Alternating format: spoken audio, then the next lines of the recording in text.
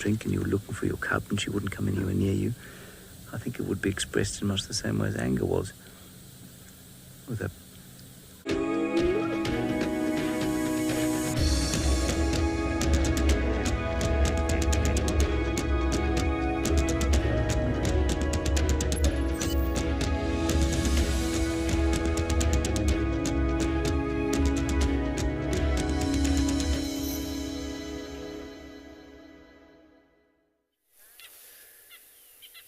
Good morning, one and all, and welcome to another morning's adventure, live from the heart of the Sabi Sand Wilderness in the Greater Kruger with WildEarth TV at Djuma Private Game Reserve. Good morning again. My name is Liam Burrow. I'm the naturalist in the hot seat here on the trusty Wendy. The man behind the lens, our legendary camera operator, is BK Uhuru. There's his thumb. We are ready and rearing to show you some magical scenes this morning, and kicking it all off with a lovely male giraffe. That is my kind of welcome to the morning drive. Before we get that far, though, we have a little bit of housekeeping to do. Now, this morning we have a couple of changes, and I know change can be a little bit scary, but don't be afraid. This is all going to be for the best, I think.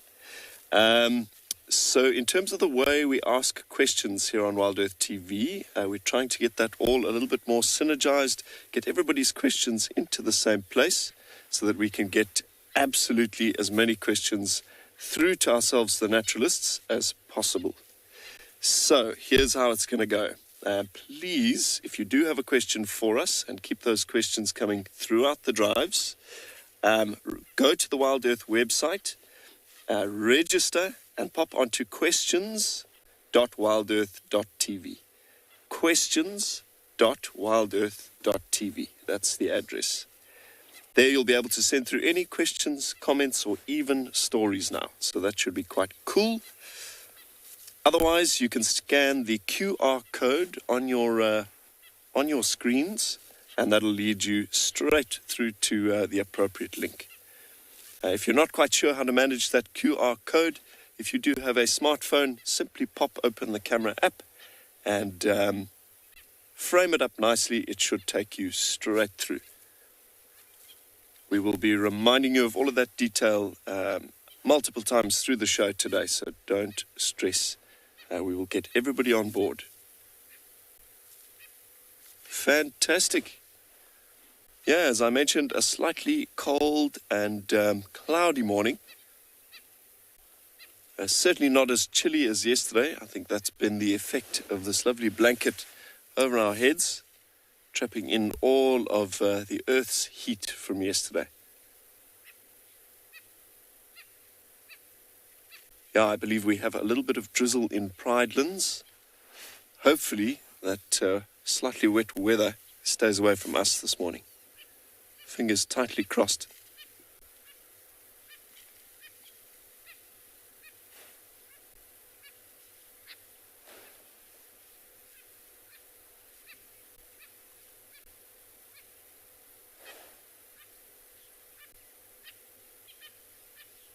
A very dark giraffe bull. He must be an older gentleman.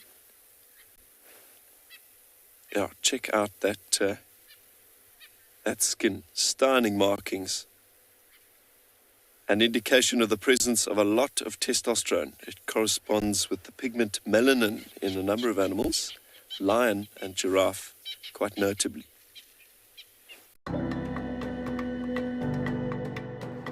Well, my name is Mark Carantonis, and I'm the co-owner of a travel company called Africa Direct. And I'm from White River in Mpumalanga, and I'm the founder of Safari Guide of the Year. It takes a lot of courage, to put your hand up and say I'm in.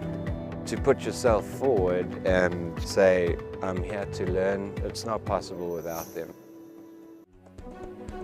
The Safari Guide of the Year 2022 is approaching us rapidly. This year, we'll be heading to Bushwise Field Guides at the Southern African Wildlife College from the 27th June till the 2nd of July. We will soon meet all our contestants who are vying for the prize of being the very best of the best. and the judges who will put them through their paces. Join me, Steve Falconbridge, as we dream it, guide it, win it.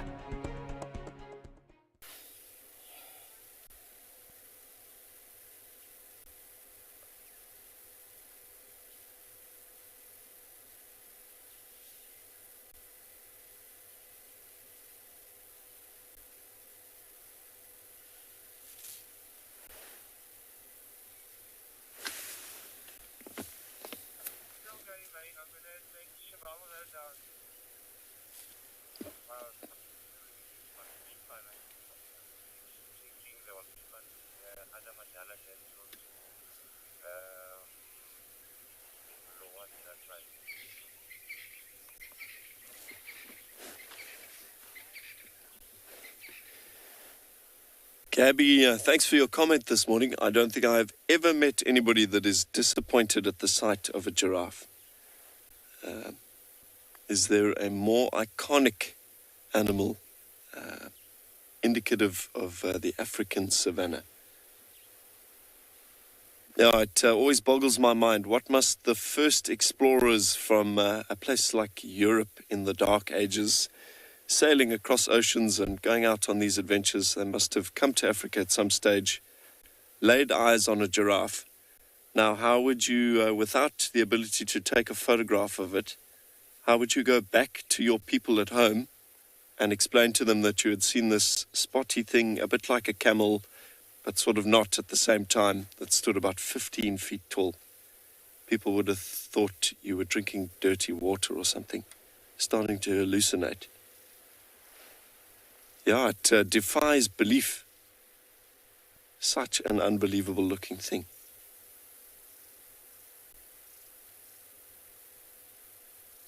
Effortlessly elegant.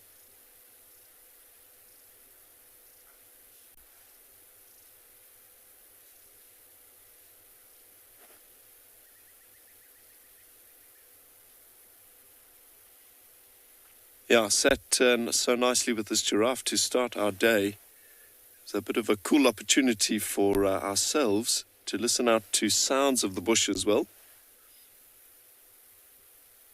At this early stage of the morning, still a lot of predator activity out there, lions and leopards moving around. Prime time to listen out for antelope alarm calls, vervet monkeys, francolin, that sort of thing. Anything that might point us in the direction of our next sighting.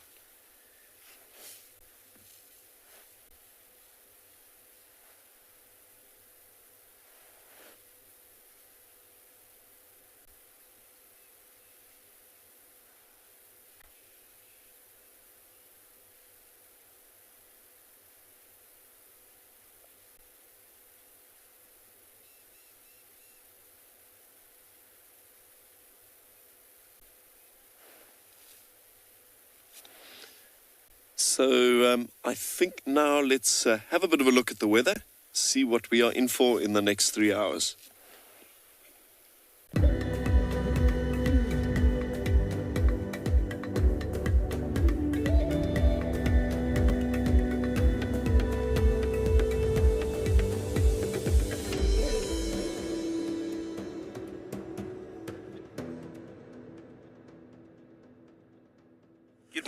Good morning, everyone, and welcome a lovely, beautiful morning. We are here on the patrol of the wild dogs. We get to see Ellie look like he's in mass. He didn't like maybe the approach of the vehicle. Maybe it's my son. Behind the camera, I have you on. Let us enjoy the Loxodonta africana, the African elephant, which is right here. Let's see if he's gonna behaving. But it looks like he's really after the females. If you look at the elephant raising head up a little bit, it shows that it does have a little bit of attitude or concern with the approach of the vehicle. In most of the cases, male elephant, if they're in mass, they're zero tolerant with everything that comes close by.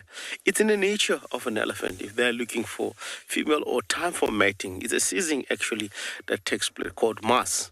Once they're in that season, they really move from one part to another across, because these species are home range. Remember, they can move here up to the north maybe to the Eastern Kruger National Park, looking for opportunity of mating. He is a very good healthy elephant and decent size, and also his age, it allows him to mate.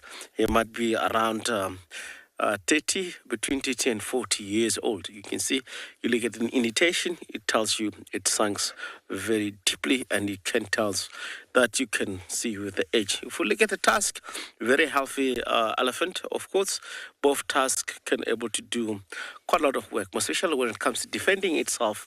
It can defend very well. They use the tusk to fight. Lovely, beautiful looking. Under this tree is specifically called green thorn tree, Bellanati, which does have fruit. A little bit is overcast at the moment. You cannot get full details on the trees itself.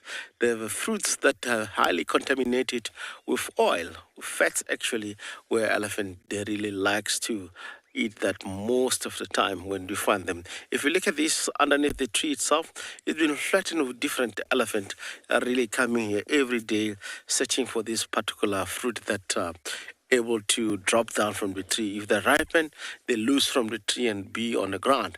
And the way the elephant likes this, you can tell that is the only way to spread out the seeds of this particular tree around in the area. They eat those because the elephant have a very poor water system, and of course, for this tree to germinate anywhere in the part of this area, it need to go through the digesting system of an elephant, and the elephant can spread out the seeds and drop wherever.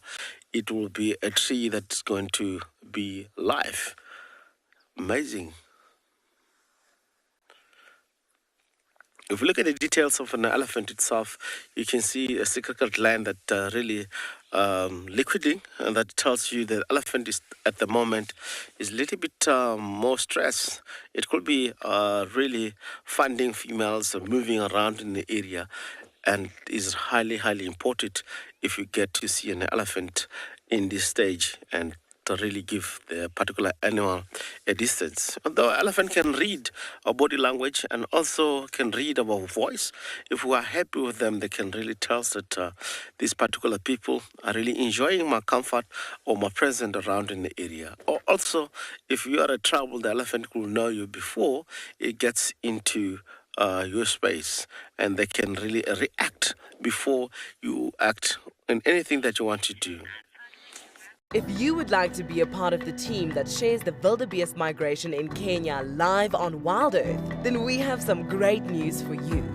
There are a few places left to join our expeditions in August and September this year. You'll be staying in an exclusive tented camp with ensuite bedrooms nestled in the riverine woodlands of the Talek River. Head over to our website to book your bucket list experience today. WildEarth Expeditions. Travel with purpose. Please join me this coming Sunday evening after the Sunset Safari, that's the 26th of June, where I'm going to be doing a town hall to tell you all about the latest locations that are being added onto WildEarth, as well as answer your questions. Just go to wildearth.tv, make sure you're registered, and have your questions ready.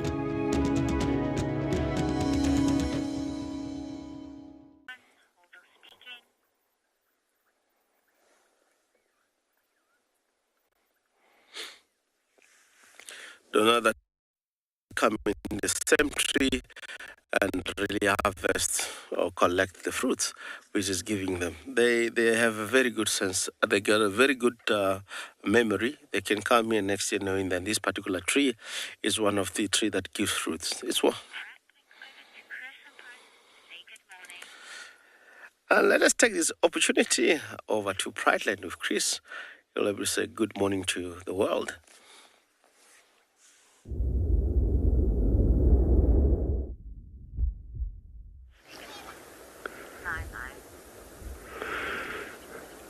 Good morning, everyone, and welcome to a rather damp Pridelands.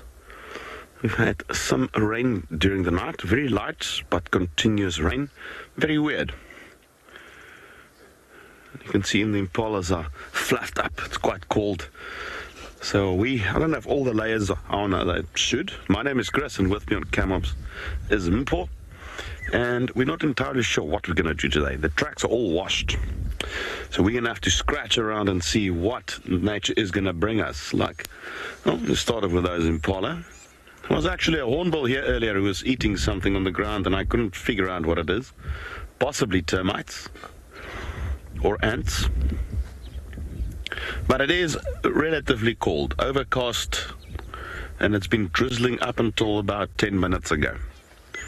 It seemed to have lifted for now, so I think we're good. Now there's just this relatively noticeable wind.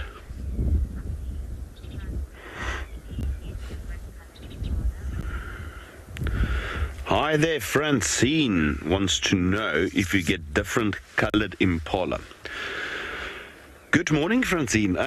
There's a simple answer to that, and the answer is yes, but I will have to strip it down again like I always like to do. Normally out here we only see one color impala. They do appear a lot darker today, and that's just because the hair is puffed up, like when we get goosebumps. And that reveals the darker under portions of the hairs, and it does two things. A darker color absorbs more heat, and secondly, it traps the layer of air in between the fur and the skin and acts like a jacket. However, there are certain color variants of impala. I've seen black ones, I've seen white ones. Those are melanistic and leucistic forms, and those are usually born from normal looking ones. And they're very uncommon where impala occur naturally. They have been selectively bred in some ranches in South Africa. Black impalas, even some they call saddleback impalas, white flanked impalas, and those are all just recessive genes that are isolated through linear breeding. But out here in nature, those individuals normally stand out, and they often get eliminated first by predators. Lots of talk about as to why such recessive genes would be within a population. Look at white lions, look at melanistic leopards and jaguars and so forth. And that could be a potential evolutionary safeguard, for instance, or a residual gene from a time where there was ice ages, or perhaps forest times where a darker color will suit an animal better. And we don't know what's going to happen in 500,000 years if these things are still around. So I think those genetics are usually some form of safeguard against natural climate changes. You can imagine if the climate suddenly changes here and it becomes a snowy area, a white lion will probably do better than a normal colored lion, for instance. But to answer your question, yes, there are different color variants of impala, but they're normally not seen in nature. I'll say normally because they have been recorded. And because it is a recessive gene, the dominant normal color gene will suppress it, usually, when they breed.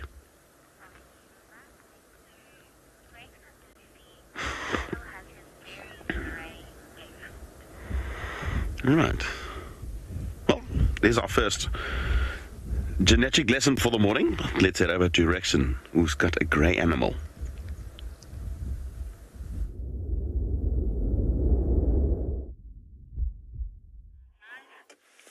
Welcome back from Kids with the Impala. We are back to a lovely sunrise in Africa. Beautiful, beautiful sunrise. You can see the cloud information more colliding from one direction to another. Look like a little bit not far from here, we have a report that it's raining. It might be later stage around here. It could be also raining. Very strange with this weather this year around here in Subspecies WildEarth Juma area. We're still with this big African bush elephant, really still underneath this Belanachi tree close to us. He's really behaving in nature. Elephant, if he's in mask, he's really, really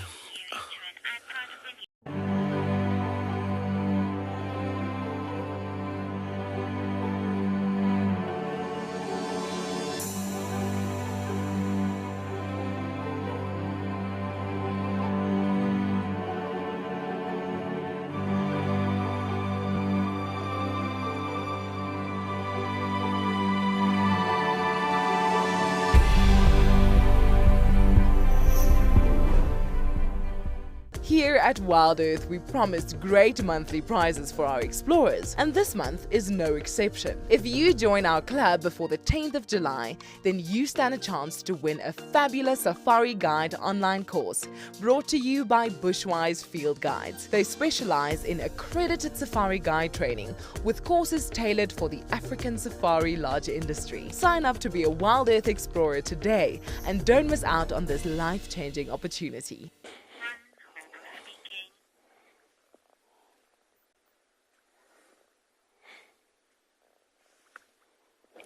We all know that in nature, with all wild animals, they really rely on the sense of a smell. Urination, defecation, it is very important for all species out in nature. When the male elephant comes into the area, if one of the females will be in ostrich, wherever urinated, if she's in mask, they're able to tell that it's time for that particular female in the next 3 hours or in the next 3 days or next week or two, she's going to be ready for mating. If you stick around in that particular area, same as rhino, same as elephant, same as impala, same as all lions and leopards, they rely on a sense of smell, because each and every individual, when it comes to the scent, it holds the status of that particular animal. It can able to read with the same species, of course, in that particular area to know what's going on with the individual female. They can read and tell whether it's ready or not, and then they can carry on. If it's ready, they can really follow up that particular animal and mate. I think this bull is really behaving well. We'll be leaving this elephant bull and would like to really go around deeply into the area of Galago Pan to the north, because it's where the lodge have reported the wild dogs, and they can, from last night, able to pick a sound of these wild dogs. Furthermore, from DRC camp, it looked like they were on the kill yesterday.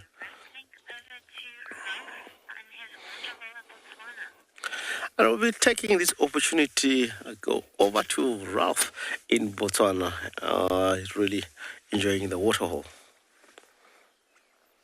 Well, a very warm welcome from Mashatu Game Reserve and the Pete's Pond Waterhole. My name is Ralph Kirsten, and once again on the camera, we also have Ralph Kirsten. So today, this morning, very quiet in terms of game at the waterhole so far. Sun starting to rise in the east, but a lot of birds moving around.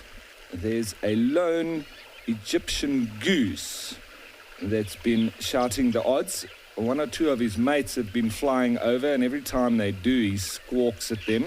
I'm going to just see if I can zoom in on him while the quailias start flying over as well. I'm sure you can hear that audio, and you start to see them moving around as well.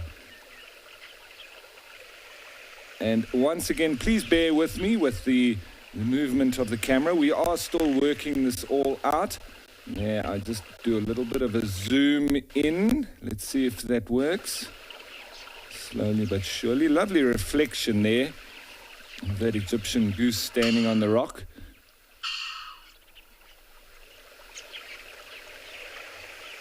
Okay, I'm just going to let it rest there for a second and just see if we can get the movement back. Now, as I've said before, yesterday afternoon, this is a new concept that we are trialing, and it will just take a little bit of time for us to iron out all the technical issues as we come to you from different locations across Africa, from different waterholes, and this being the Pete's Pond in Mashatu. And so from one beautiful waterhole in Mashatu, in Botswana, let's send you on back to South Africa and Pride Lands.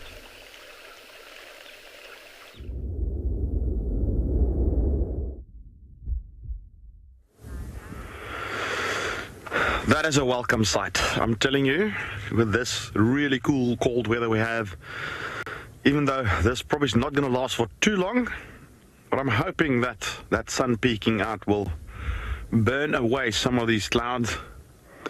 Not very optimistic, but look at that.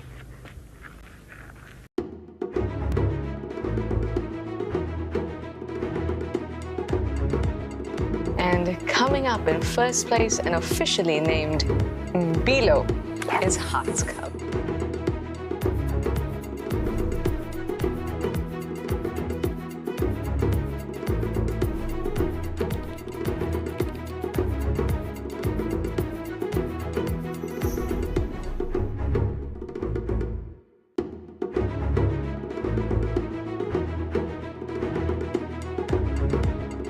Hi, I am David. I come to you live from the Mana Triangle, all the way from Kenya. This is not a postcard. This is real. Sunrise in the beautiful Masai Mara.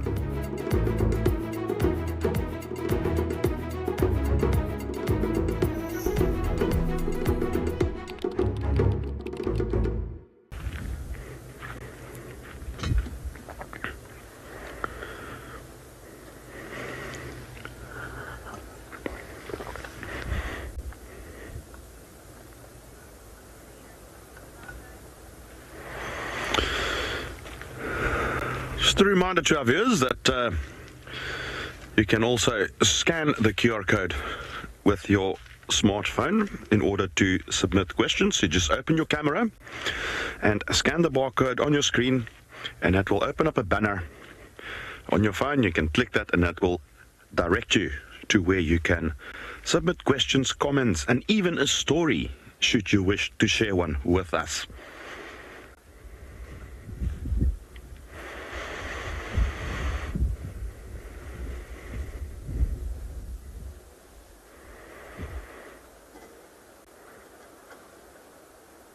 Like I said, these small victories on miserable days, that really lifts the spirit.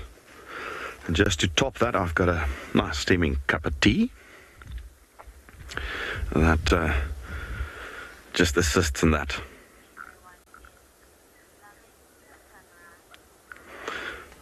Quite a few comments coming saying that everybody's loving the sunrise, guys. I tell you, such a welcome sight this morning. Really, really impressive.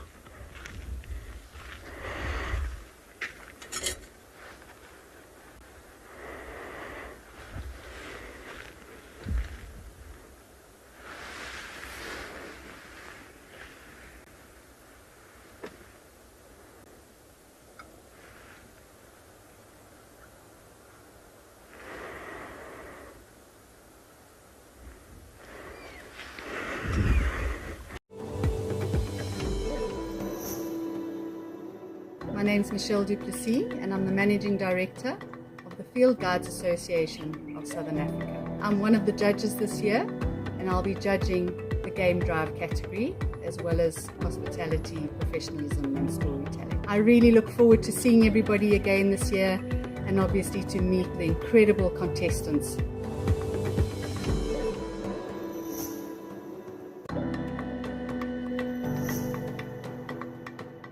Your trekking is very good. What is the starting trekking? Just trek the leopard. You walk a little bit, you stop. You can start checking. Keep your hands, your neck up. Okay, your eyes. Listen for the birds. You follow the leopard. The leopard should see you first. You lose. Not next year.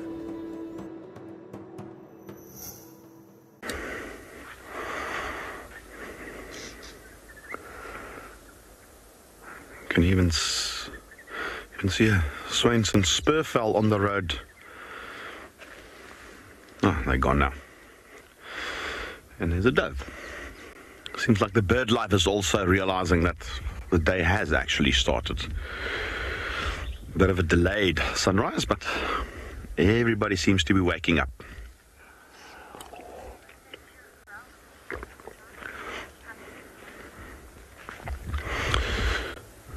Well, we've seen that our bird life is slowly but surely emerging. Let's go over to Rolf at Mashatu in Botswana to see if the bird life is doing the same there.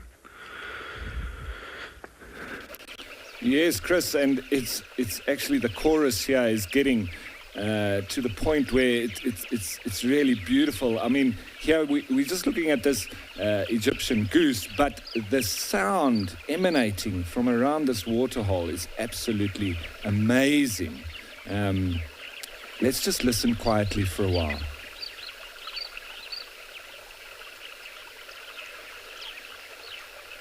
And barely, hyena, I agree with you. Look at that. It's like glass over the top of that water. There's not a breath of wind. Let's just listen there. Apart from that Egyptian goose, we've got all sorts of birds calling. Can you identify any of those? That's your blacksmith lapwing. There's another sneaky one in there. There's a grr, grr, grr, grr. That's a long-billed crombeck. Now, I have been hearing a very special bird, but I haven't heard it right now. I'm going to hang around here a little bit. I want to get that bird calling again, and hopefully I can get it on for you. But in the meantime, let's head you on back all the way to South Africa. So, thanks, Ralph. Speaking of interesting birding, our voyage onto the Simbambili property this morning yielding interesting results. We have 3 southern ground hornbills to kick off our day. And the view is a little challenging. They're right on the edge of a red bush willow thicket like I've never seen before. But I think you can still fairly clearly make out those red sort of fleshy areas on the face, and certainly those very black feathers. These are seriously special birds, very endangered, unmistakable, an iconic avian species of the greater Kruger.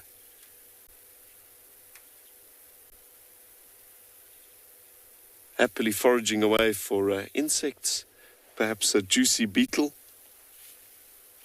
They love a tortoise. Also quite happy to dispatch something like a puff adder, a fairly slow-moving snake. They'll take baby scrub hares, little francolin chicks, eggs, basically anything they can find.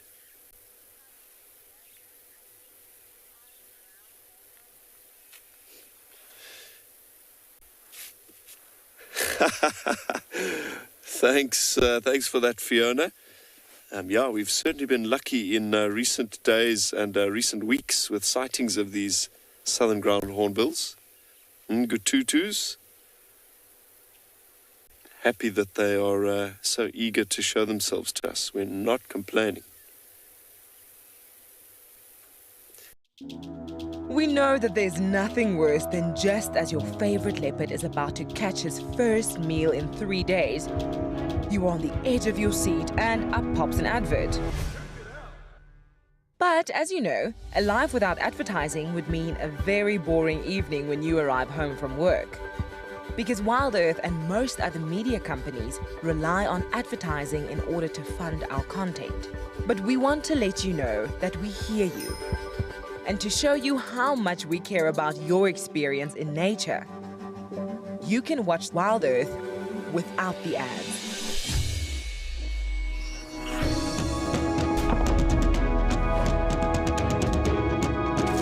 Sign up to be an explorer and watch the channel on the WildEarth website completely ad-free. Head over to our Explorer page to find out more. WildEarth Explorers, it's in your nature.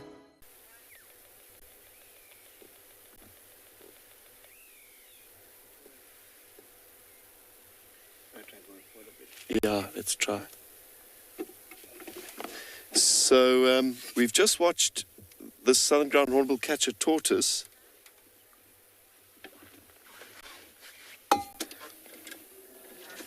Better they absolutely are. So there is a team in the Kruger National Park area that requests people on those self-drives to report sightings.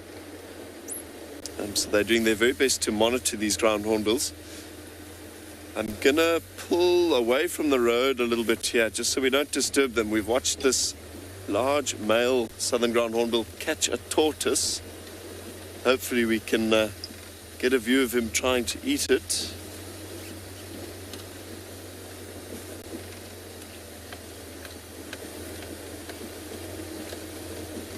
Yeah, they are probably a tortoise's absolute worst waking nightmare.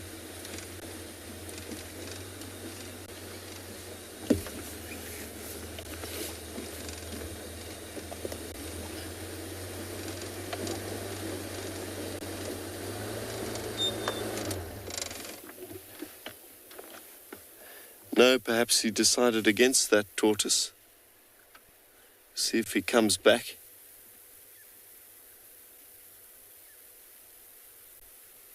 It may have actually just been an empty tortoise shell. I'm not 100% sure.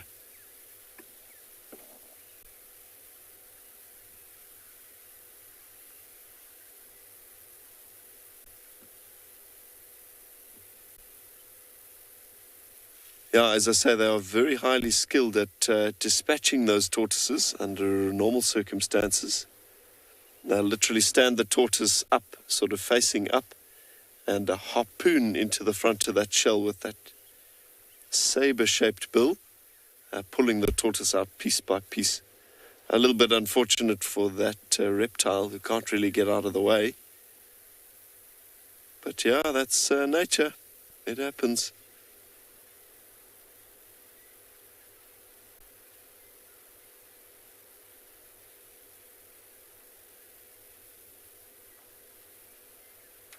Now, the big problem with these southern ground hornbills is their rate of reproduction is extremely slow. They only raise a single chick probably every 6 to 8 years. So if anything happens to that little chick in that time, it's almost a decade with no breeding. Siobhan, not at all. Yellow-billed hornbills, highly widespread across southern Africa, of no conservation concern. A common bird species. Lovely, but common.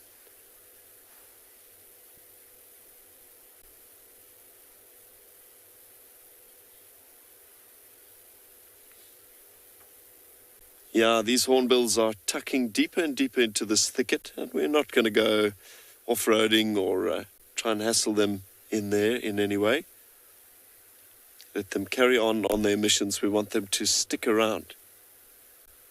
Had a couple of cool views of them in the last 6 or 8 weeks.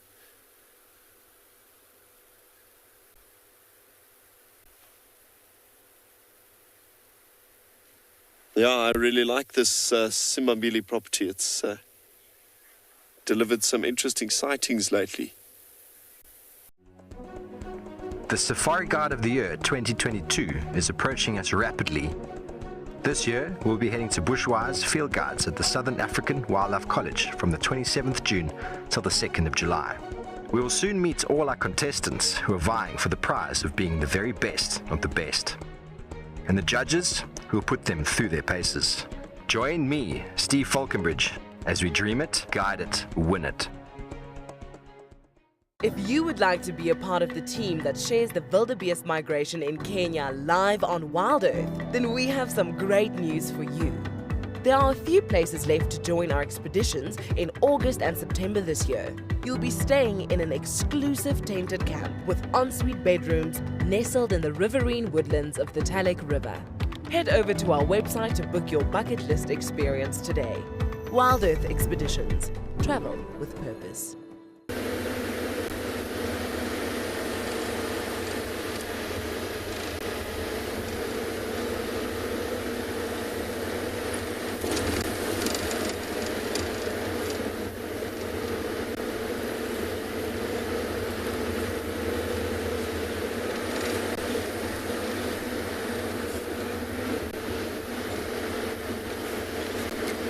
So as BK and I continue to scope out the morning's news and the morning's activities here around Simbambili, I think let's head back over to Rex, my compadre here in the Sabi Sands, to see what he's up to.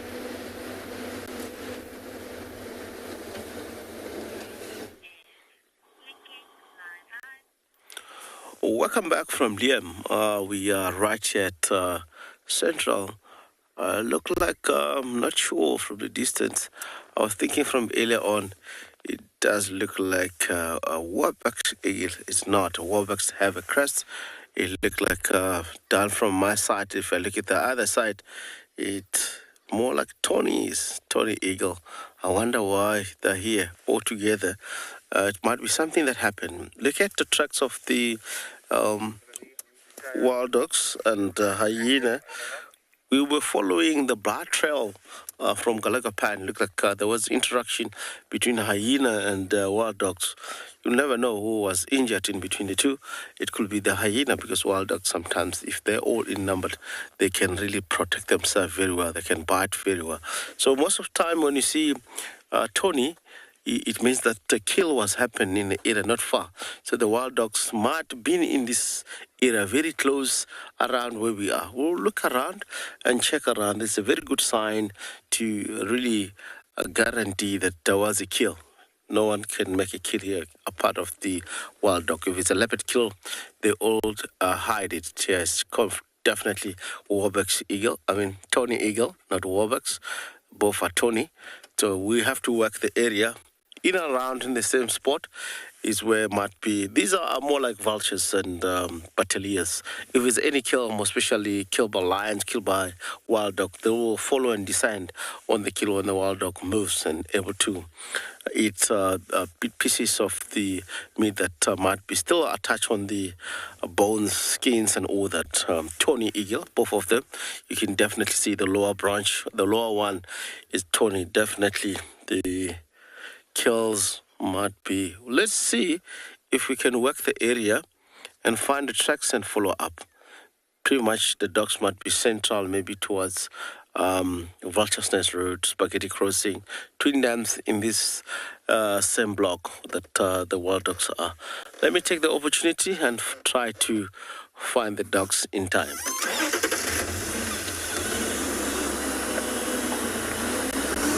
Very interesting how actually these Tony eagle can follow up wild dogs. It happens the same in most cases. If you see all the bird of prey, you look at the vultures, like hooded vultures, they can really follow the wild dogs also in and out wherever they go, knowing that they make a kill that's more successful, and there's always a benefit to stay behind them.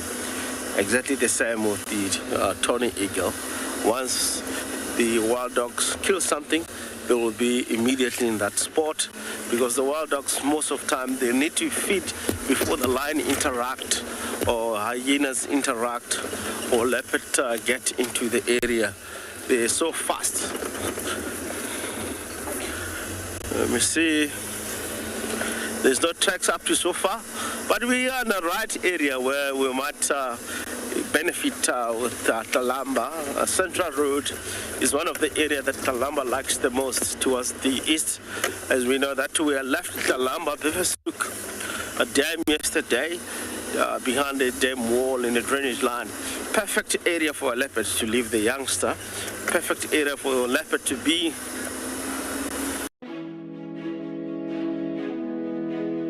Please join me this coming Sunday evening after the Sunset Safari, that's the 26th of June, where I'm going to be doing a town hall to tell you all about the latest locations that are being added on to WildEarth,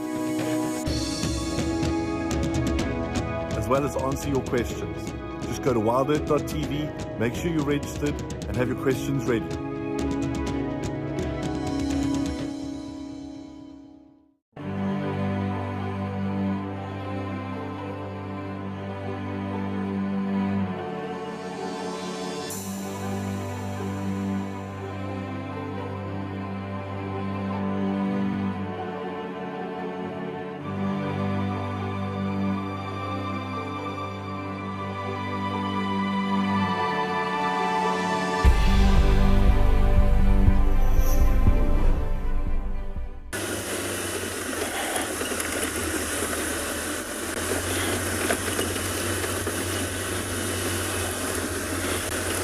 I just believe because the Tony eagle flew to the south. Maybe it's where the direction of the dogs are. I'll take this opportunity to check here. Elephant skull towards the Jalapan. There's tracks here. Look like a hyena.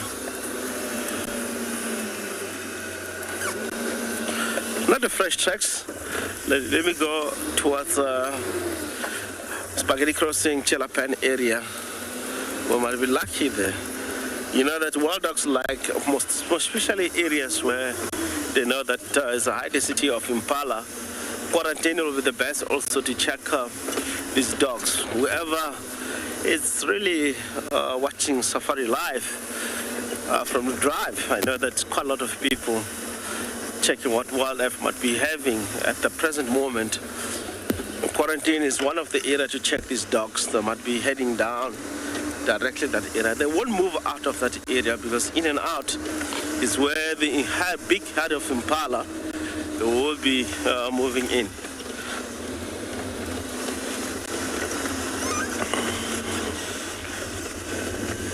It will be nice for in the morning to find these dogs. It's one of the species that really they're most successful on the hunt, most especially any part of the morning. You can feel it is very, very cold, it's not hot yet. All predators, they would love to do extra mile when it comes to hunting.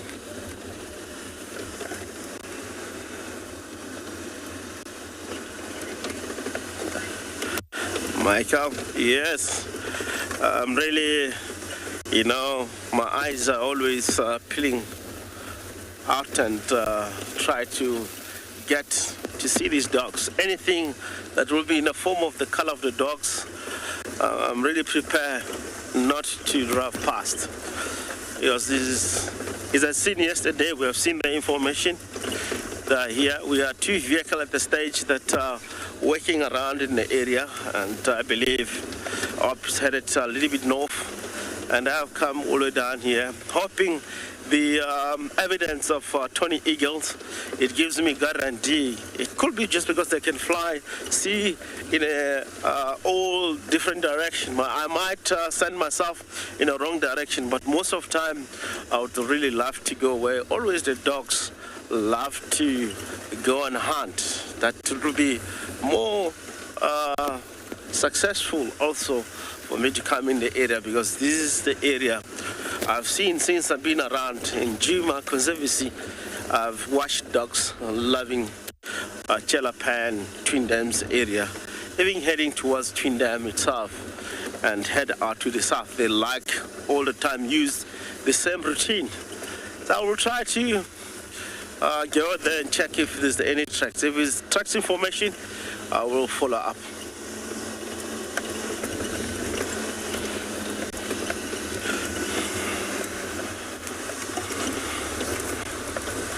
We are now here at Spaghetti Crossing. Chelapan is not far from here.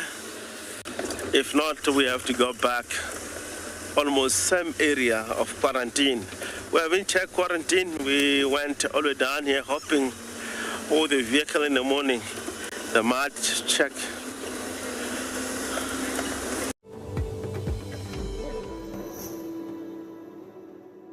My name is Juan Pinto.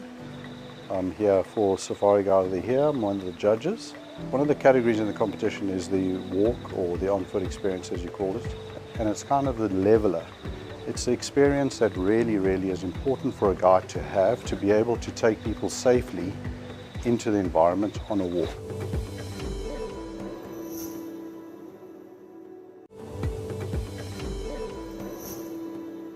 I've been fortunate to be working in the guiding industry for about 26 years now. I've also been fortunate enough to do 9 years of the 10 years as one of the judges, and the particular components that I do is the walking and the shooting exercises. If you're the winner, if you're going to be the winner, it's important to become an ambassador for the field guide industry and competitors in the future.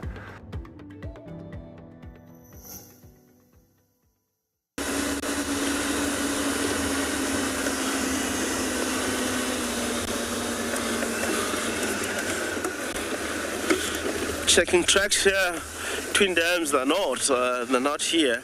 There's one area, of course, it's called Philemon's Cut Line.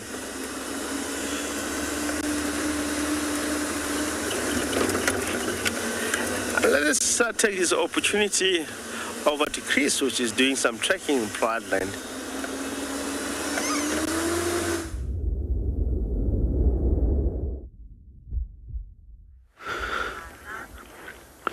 Well, we've got something to start with. Yes, tracks of a lioness. There's another track over there. Now, we've been tracking this now for about 2 kilometers. We found the tracks close to HQ. Only looks like one lion, possibly Lagatha, or perhaps that young male from the Ngati breakaway pride. And it looks like the tracks are heading still on Marula Lane westwards.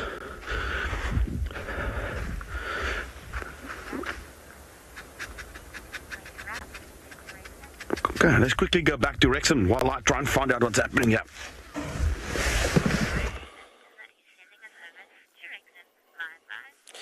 Yes, what a wonderful trekking. We got these wild dogs here.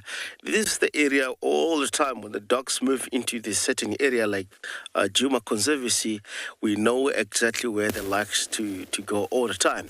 We were successful. If you look at the dogs, it looked like they were all forth. They were being really on the kill somewhere where we have seen the Tony Eagle, remember, they were full directed into the south.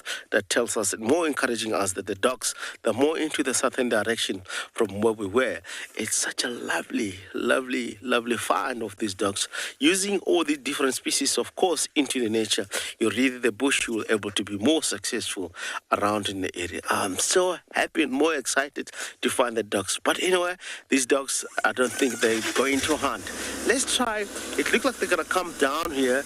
There's a water puddle where they are. There might be under here pan, drinking water. But it looks like they're enjoying water where they are. Very successful species when it comes to hunting the wild dogs. Look like we have counted 6 at the moment. You'll never know that in totality they're all 6. But this is more exciting to find them. I don't believe that they're going to hunt. Oh, this is one of the Pungwa female, which this is Ottawa pack, I believe. Both of them look like heavily pregnant. The females, I believe, it will be such a wonderful to find 2 females breeding at the same time. The 2 female and the male here, they're heavily and around tummy. That tells us they are going to deliver. Let's try to follow these dogs here. And really they're moving in a very difficult area. I think they're still hunting at the moment. We'll try to stay with these dogs and see what might be flashing around here. They will be looking for bushbuck and all the species that lives grey deckers in the area. Moving in the thicket is a sign that they might also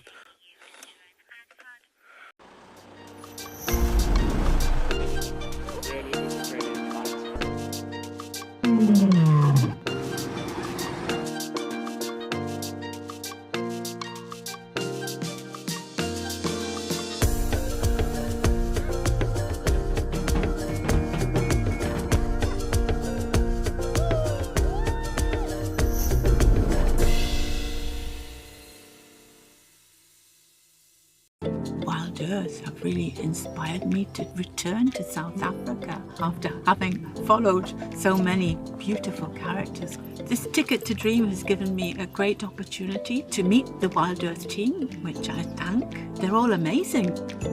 I love all of the characters, but I do have a particular passion for leopards. It's a dream, and as I said before, I just keep on pinching myself. Am I really here?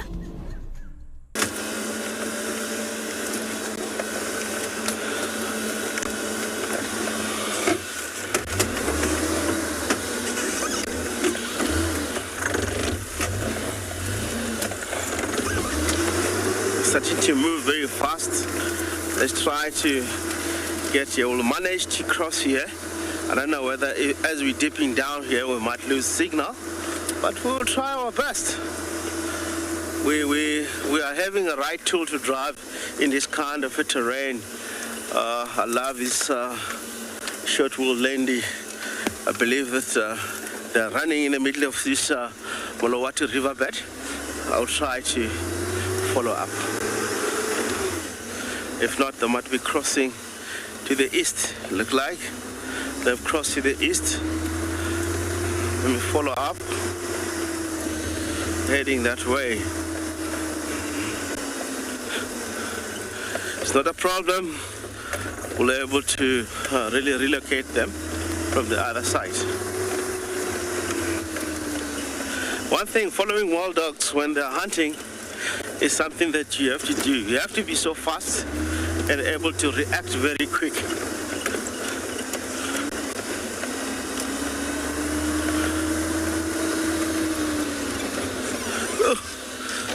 Yes, they move very quick. Within a minute, they have covered at least 200 to 300 meters easily. And they're moving in a very thick terrain, across the drainage lines. I believe that if there's any game drive vehicle, they will be able to help us here, because these dogs, we might lose them. The way it looks like they're still gonna be hunting for a morning. They're still looking for food. The only thing that we see, the females, they have round tummy. They're not full. They're not really eaten. It's all about the pregnant. They are pregnant at the moment, which is very exciting. 2 females will deliver almost at the same time, the same den. That will be more dogs around next year or this year around this conservancy. If I really think they move quite a lot to the south and also to the west. They might really den further more south or west of our property.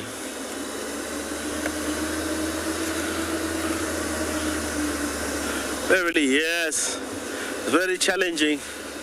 Dogs are very challenging. Let me go quickly to the other side, guys, and able to relocate them from Batalia Road, because they're really moving fast. Let's try. I will be moving a little bit faster, because you know, dogs, they move so quick, and I love and enjoy following them.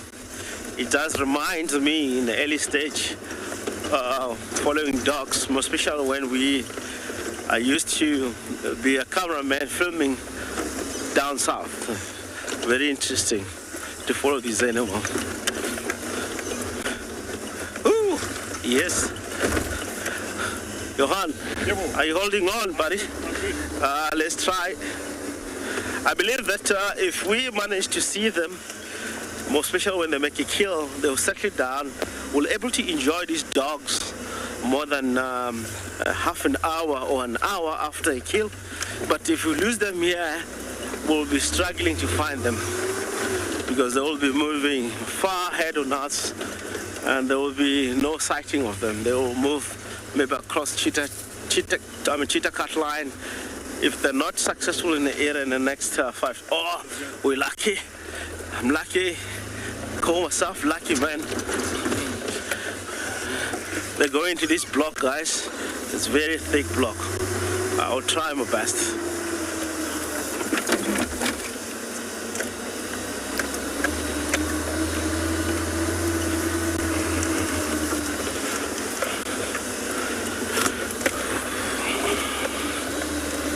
There's a very quick hunt here, guys. There's still one. We have one dog here in front of us.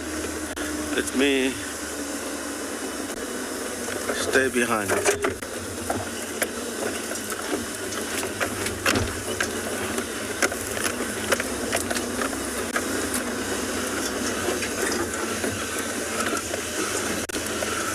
Wow. We are lucky.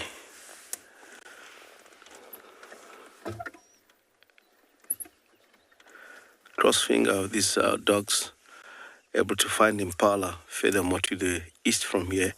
Maybe they will make a kill, who knows, but in the area where they're moving, it's hardly to find a head of impala. It could be Nyala, Steenbok, Grey Decker. Impala move into the open spaces most of the time in the course of a day.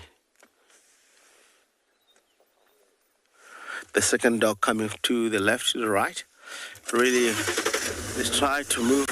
Look like they all really cut around in the area, try to search around this block, make sure that they don't want to really walk past anything that might be in the area. Try to hunt and more successful.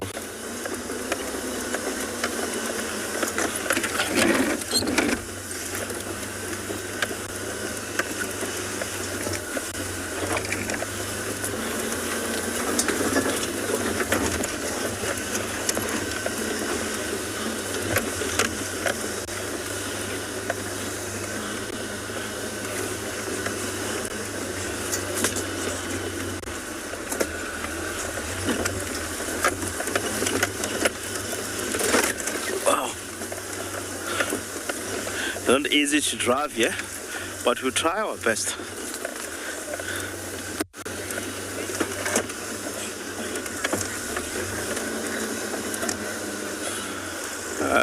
Starman, Johan, you get that question?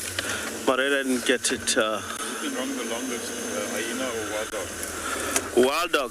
Wild dogs. But you know, with the hyenas, thank you, FC. Ooh, we'll have the longest. Wild dogs are very fast. Hyena are the very slow pace animal when it comes to running. So wild dogs, they run so fast and they cover in a very short distance. I mean, they cover long distance in a very short time of a space. So hyena, they have big lungs.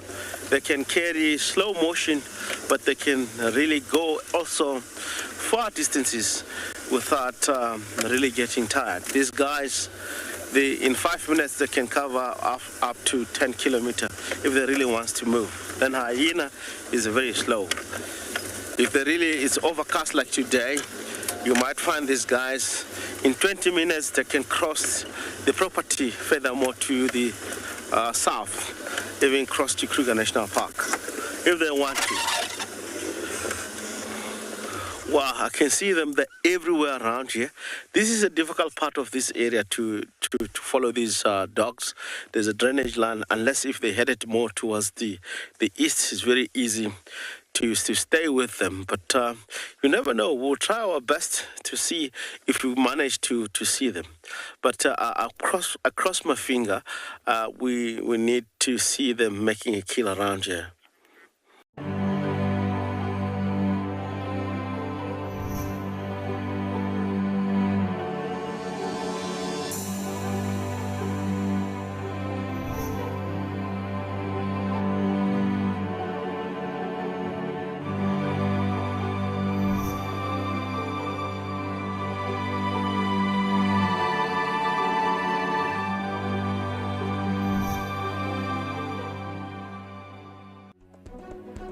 The Safari Guide of the Year 2022 is approaching us rapidly.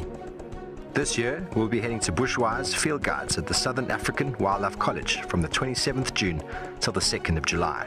We will soon meet all our contestants who are vying for the prize of being the very best of the best, and the judges who will put them through their paces. Join me, Steve Falconbridge, as we dream it, guide it, win it.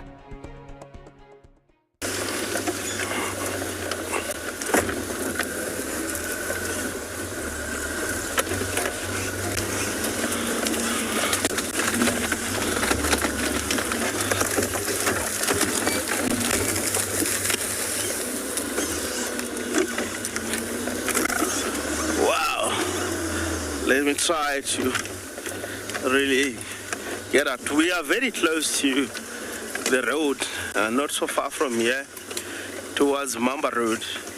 I believe if we carry on, it will be only this part where we are here. It's not going to be easy.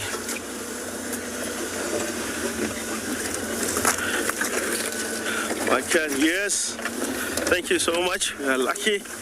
Let's try. Oh, it's getting so much dense here.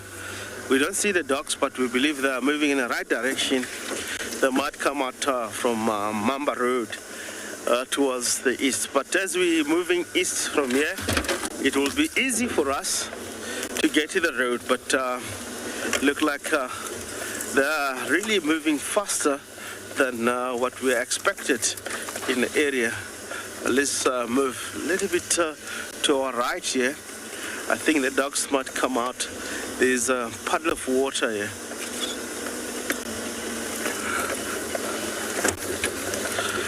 Let's take this opportunity back to Liam. We have found a very favorable animal.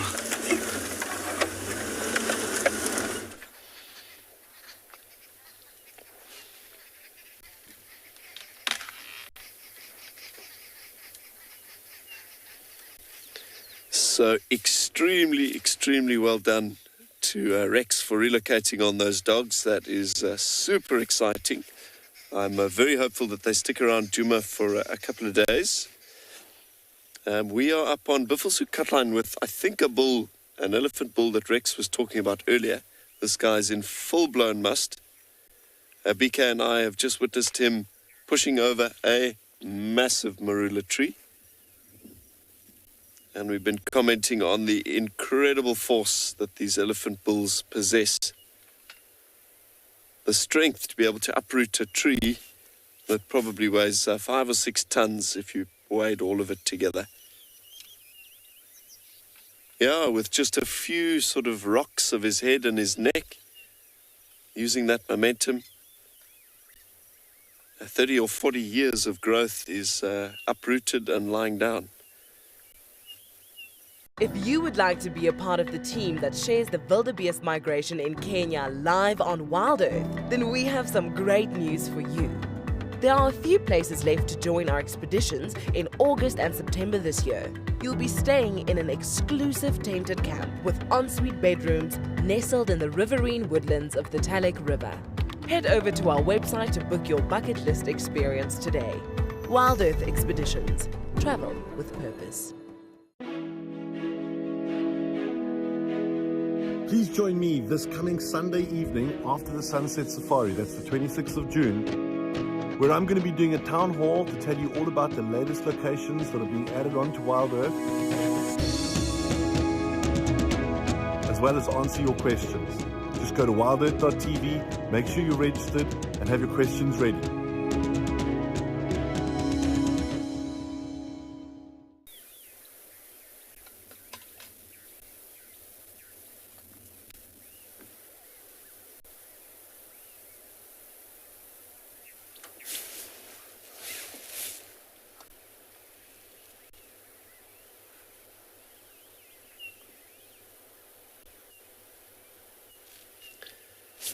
So we'd like to take this opportunity once more just to refresh your memory about a little change that is happening here at WildEarth with regards to the way we process your questions.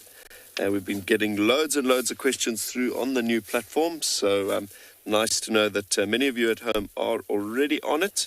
But those of you that are not, with your questions, please register on the WildEarth website and pop onto this link, questions.wildearth.tv. There you'll be able to send through any questions you may have, any of your comments on what we're looking at, even a story if you felt the need to share one with us. Otherwise, we'll be popping up these QR codes throughout the show. Open up the camera function on your smartphone. It does probably have to be a smartphone.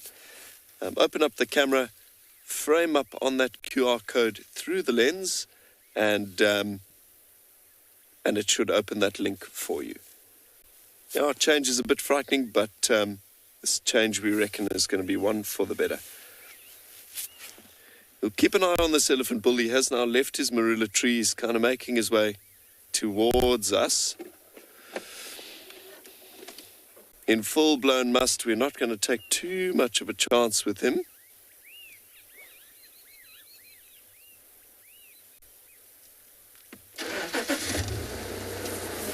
All right, we're gonna move.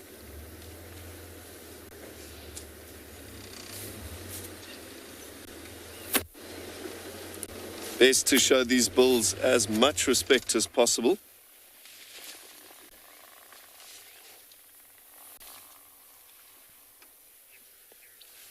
In a state of must, they're not in their normal right mind. Totally drunk on unusually high levels of testosterone. Highly unpredictable. Anyway, speaking about a little bit unpredictable, but perhaps a little bit less aggressive, let's check back in with Rex and his sighting of those wild dogs. I hope they are sitting still.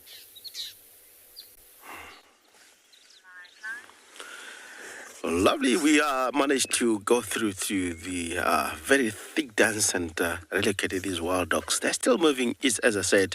Within 20 minutes, they might cross over into the other location, which we now Drakensberg Drive is coming from all the way down the bottom of Spaghetti Crossing through to the woodland up to here. They're always listening, stopping. They're hunting. They need to hear where the rest of the impala are, most especially if it's ratting. If the impala are ratting, it really attracts more these guys to be on that particular area, or any sign of impala that can be showing that where they might be, they will be in that particular area. I'm very, very excited to see all of them, and we calculated 8, all of them in total. So it could be the others might be left behind. They were like, if I'm not mistaken, 10 to 12 individual dogs on the Ottawa pack. You never know what happens. Some of them, they might go in different direction, get separated when they're hunting, chasing animal.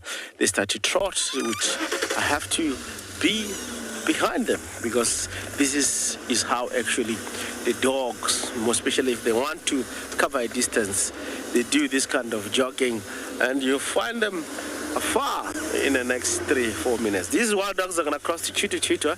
I believe we have to follow them behind and see what up to. I believe the game drive vehicle, they heard about them and are now starting to move in the same area. Let's see what they're up to here. Like they're listening again to find out where's the baby kudu, where's baby nyala, and where the rest, the medium antelope that can hunt. Look at the beautiful painted that they have. There's a reason they call them African painted wild dogs, which are really looking beautiful. The colors that they have, black and white, and even yellowish color, it really, really goes well. You can hear the hyena, listen.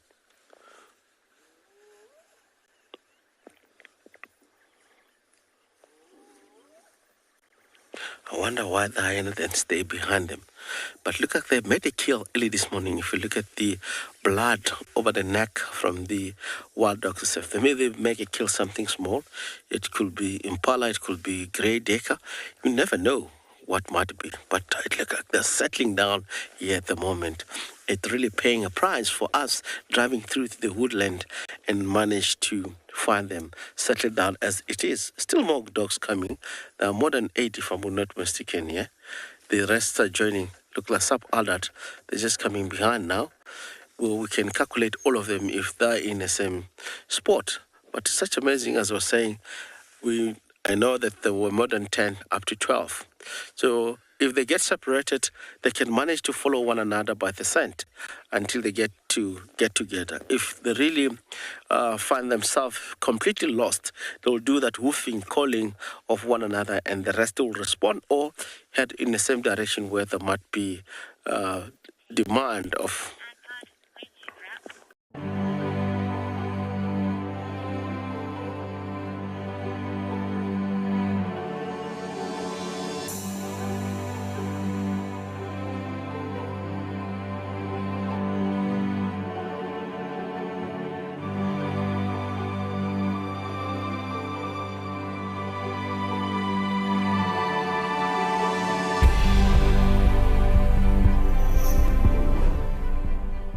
Here at WildEarth, we promised great monthly prizes for our explorers, and this month is no exception. If you join our club before the 10th of July, then you stand a chance to win a fabulous Safari Guide online course brought to you by Bushwise Field Guides. They specialize in accredited safari guide training with courses tailored for the African safari large industry. Sign up to be a WildEarth explorer today and don't miss out on this life-changing opportunity.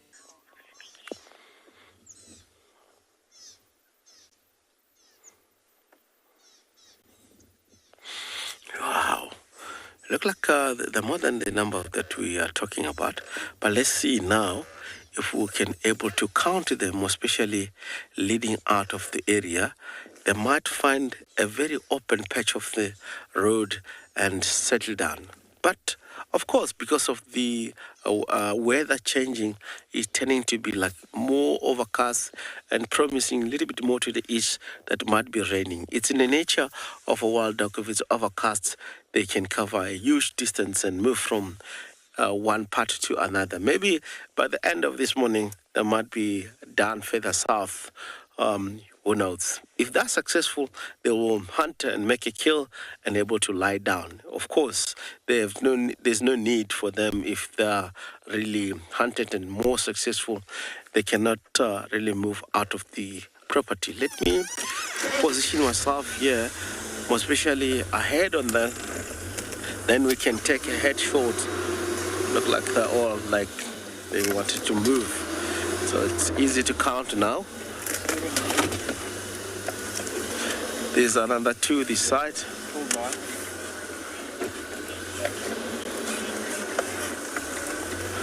At them, yes, tail whitish in color. Pretty looking. Of course, I love wild dogs. I mean, seeing them around in the area, it's really paying a good price. It looks like the ecosystem is very healthy here. Seeing them, it means that there's no species that are overpopulated and dominating other species, of course, when it comes to survival in the area. If lions are highly populated, it means you cannot see all of these here. It will be difficult to see wild dogs. Again, I believe all 10, eh?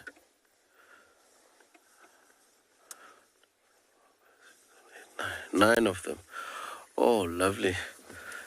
Still, the population of wild dogs in the area, if we're having 9 dogs here and this year we were expecting to have cubs, it's such a really good thing to see around in the area. There was one stage 15 years back, hardly the wild dogs were very rare. They were active east of us, Kruger National Park, and the other part of Servicens. Of course, there were no wild dogs around in the area, pretty much coming quite often in the area. They were used to be far north and to the west and the east of the area.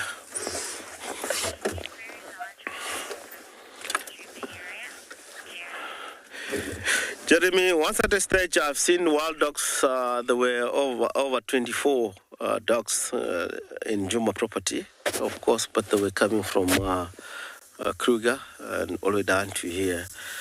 Yes, they do happen. They do happen quite a lot. Look like it's a playing cessation. All of them, they really likes to enjoy the company of one another, exercising. All these skills that they're doing, or also the exercising that they're doing, they make themselves very healthy when they chase down animal. They rely on hunting, chasing down the animal. It makes themselves fit and practicing to be prepared to really chase down the impala. Impala is one of the fast animals. It's a medium-sized antelope, of course. It's not heavy like buffalo and other species. They can run very fast. So when it comes to success of the wild dogs, they have to really be fit and healthy in order to chase down the animal.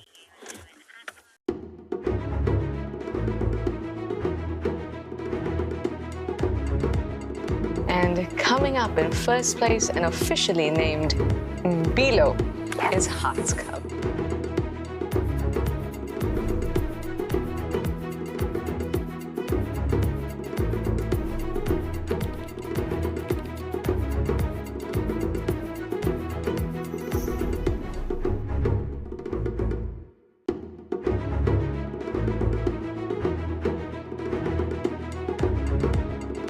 Hi, I am David. I come to you live from the Mana Triangle, all the way from Kenya.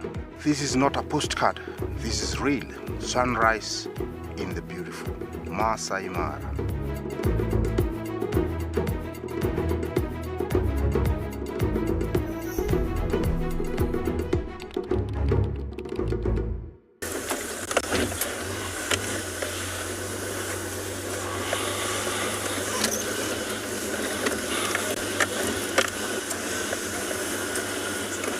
Yes, we're still with them, but I can hear the zebra calling towards Cheetah. Could be something also on that area.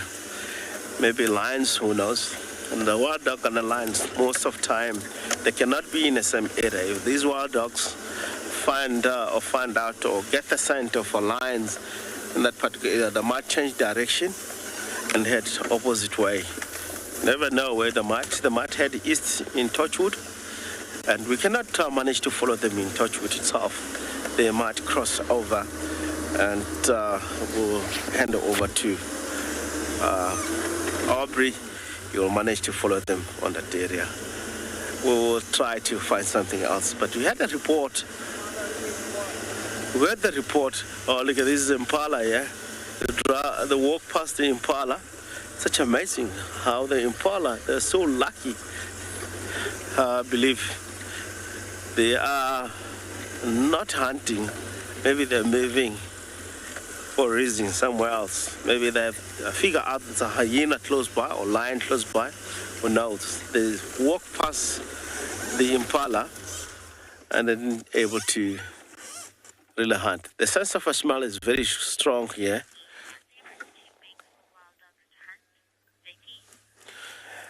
Impala is the favorable size of wild dog to hunt, medium-sized antelope. Being 9 dogs like this, impala within a matter of 10 minutes, there will be no impala. They can demolish that size of impala very quick. Let me position ourselves towards the road that we can view this dog easily without really closing the position of other vehicles that come in behind us. We have to give them space all the time, sharing the sighting equally. I'll find a good spot here. We talk about Cheetah Catland. This is the road that if they cross to the east, we cannot manage to follow them furthermore to the east. But let us take the opportunity right here to reposition and enjoy the dogs. Look at the eyes of the dogs. And one of these female is very famous. We all know that this nickel tooth that always sticking out the upper layer of the mouth. It looked like it's been really, she lose that from the fight. You never know what happened. Oh, look at happy. These are the happy family.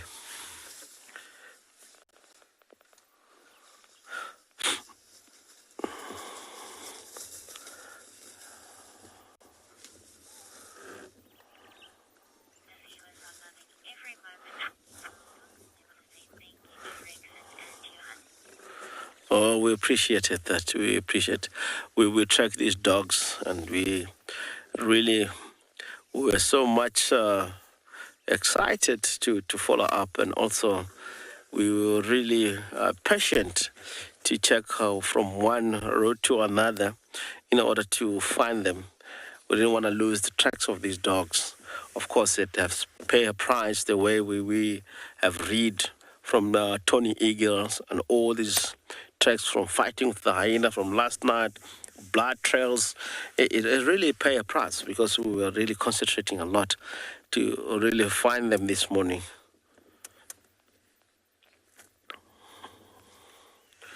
I wish they might spend the time here because really they were moving the whole morning. It's so much alert all the time. I don't know what might be. They can hear something from the distance. They fear from lions, as you know that. They might fear.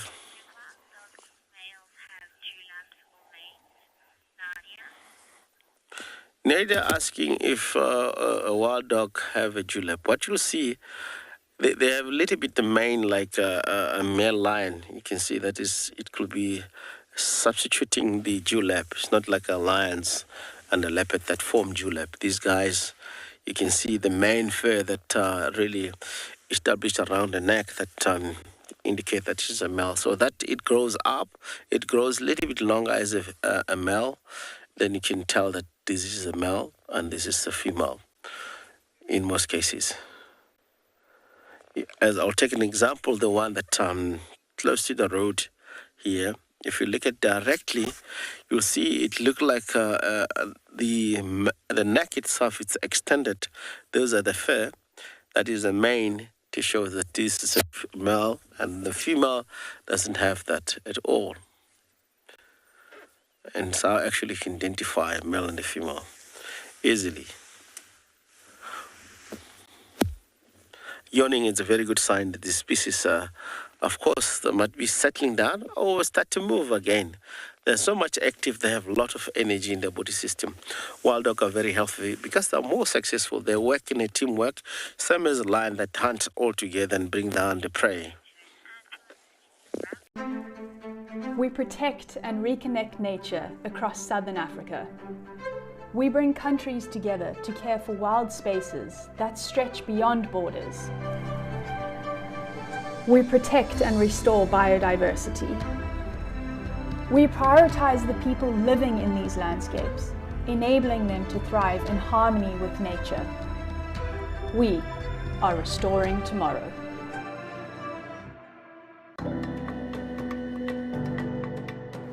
Well, my name is Mark Carantonis, and I'm the co-owner of a travel company called Africa Direct, and I'm from White River in Mpumalanga, and I'm the founder of Safari Guide of the Year.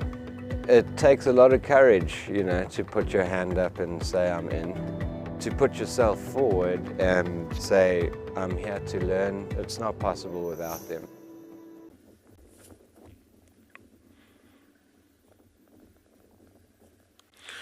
They have a very wild range area where they can really travel or really hunt in around in the area.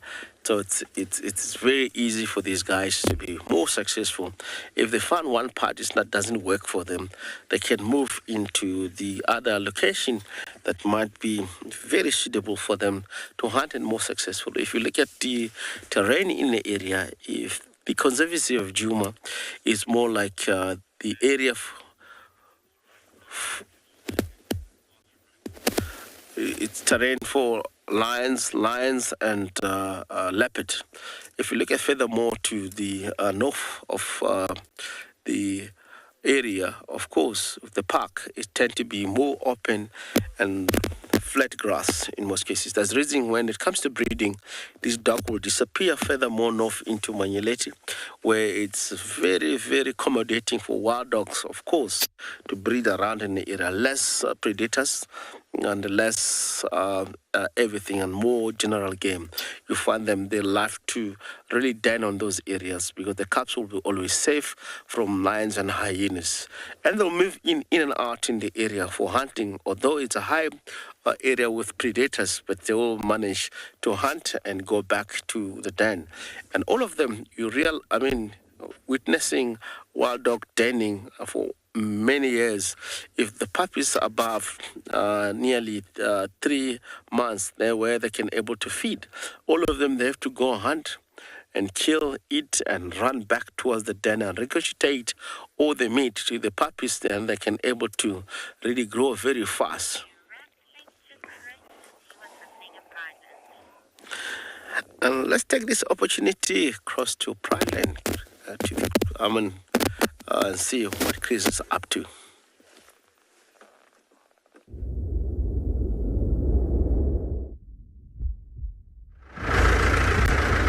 Right, so we lost the tracks of that lioness, assuming it's a lioness, possibly Lagatha, but can't really say for sure, just looking at the tracks. Right, so we've gone around WildEarth side, so it's right at Leopard Dam where we lost the tracks. I cannot establish which way that animal went. Alright, so now we're coming back. Done a loop around, couldn't see any tracks, but remember, even this tiny little bit of drizzle compacts the swale.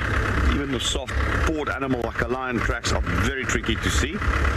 So what we're going to do now is head back to where we lost the tracks and then loop around south along the ridge, that western rocky ridge, to see if she's not perhaps gone in there. Although my feeling is still that she's gone a bit more north. If it's her, might be a young male that's trying to also find the rest. I know that one young male was at some stage seen alone by itself. But anyway, it sounds like Rexon is in machine mode today with these wild dogs.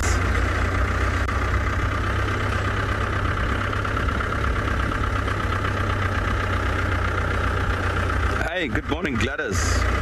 Gladys is asking if ticks is a real struggle on bushwalk. And Gladys, yes.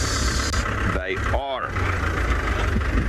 I promise you, especially in summer, I am always covered in bites. Now, the ticks we mostly pick up is the so-called pepper ticks, which are the nymph stadium, or the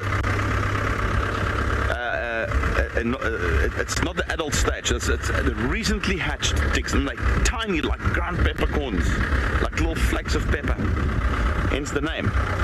And even though they bite and that creates an itch that you don't want to experience, they generally speaking won't transmit any diseases or anything like that, because they've never fed on any other animal. You are the first meal that they had, or your blood as such. Sometimes you'll pick up adult ticks as well, and there lies the danger to pick up a protozoal disease called tick bite fever, which is somewhat related to the same protozoas that causes things like Lyme's disease and so forth in other countries, and that makes you very ill. Symptoms are very similar to malaria, which is another thing, is that you have to test for malaria as well. We know that there's nothing worse than just as your favorite leopard is about to catch his first meal in 3 days, you are on the edge of your seat and up pops an advert. But as you know, a life without advertising would mean a very boring evening when you arrive home from work. Because WildEarth and most other media companies rely on advertising in order to fund our content. But we want to let you know that we hear you, and to show you how much we care about your experience in nature. You can watch WildEarth without the ads.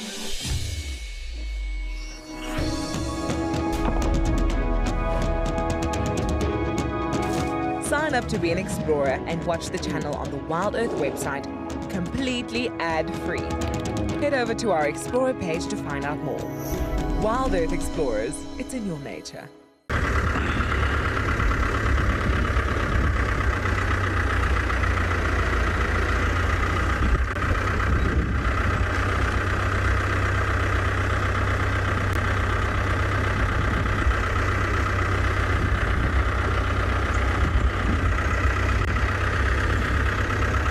That's ticks. We'll chat about ticks a little later again. Let's go back to Rexon to see what he's doing at the Wild Dogs.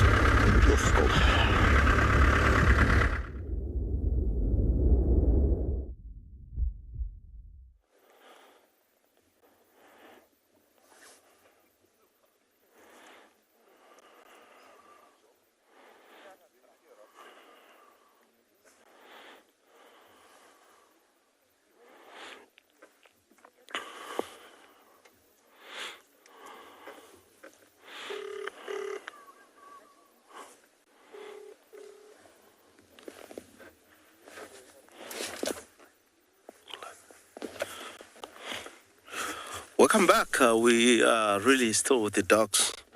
Look like they're all settled down here, and I hope they are going to settle for the rest of the morning. I can hear hyenas calling from the south. I don't believe the hyenas, they're really after lions or other thing. It could be the kill that is taking place there. And the wild dog, I don't think they will head on that direction, because it's already hyena that taking place further to the south of us. Look like Cheetah. These guys can avoid all the time hyena and the lions.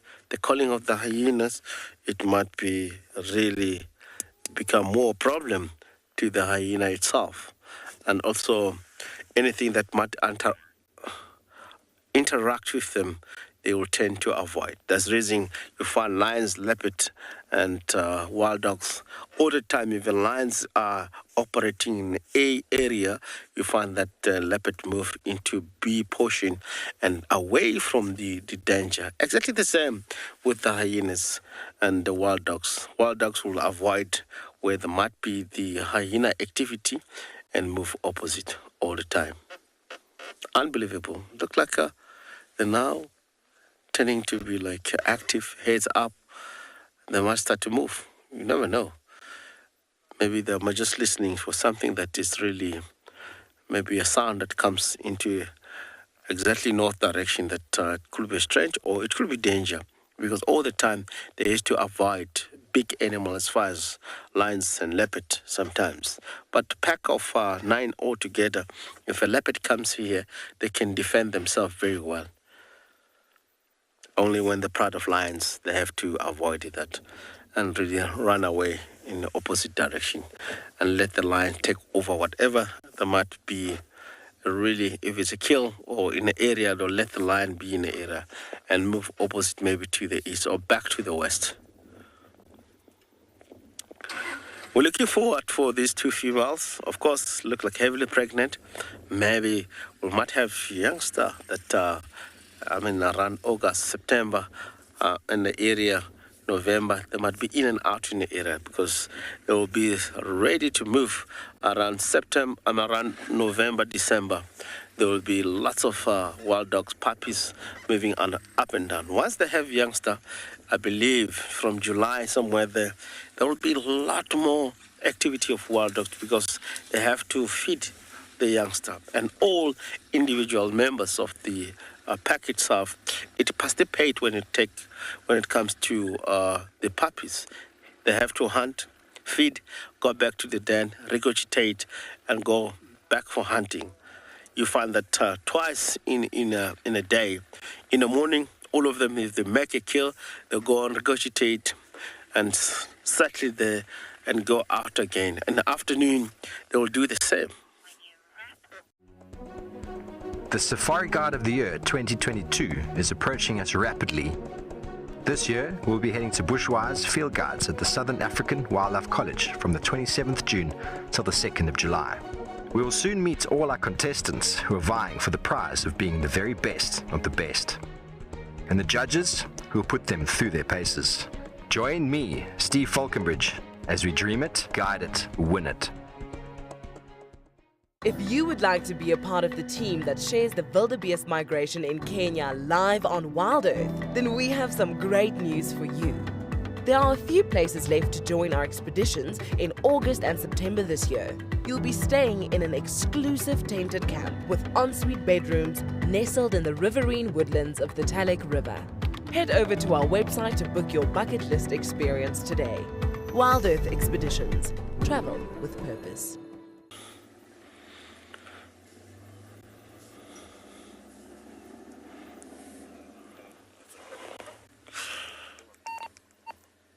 Really interesting.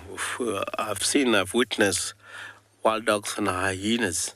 Sometimes they have a better relationship.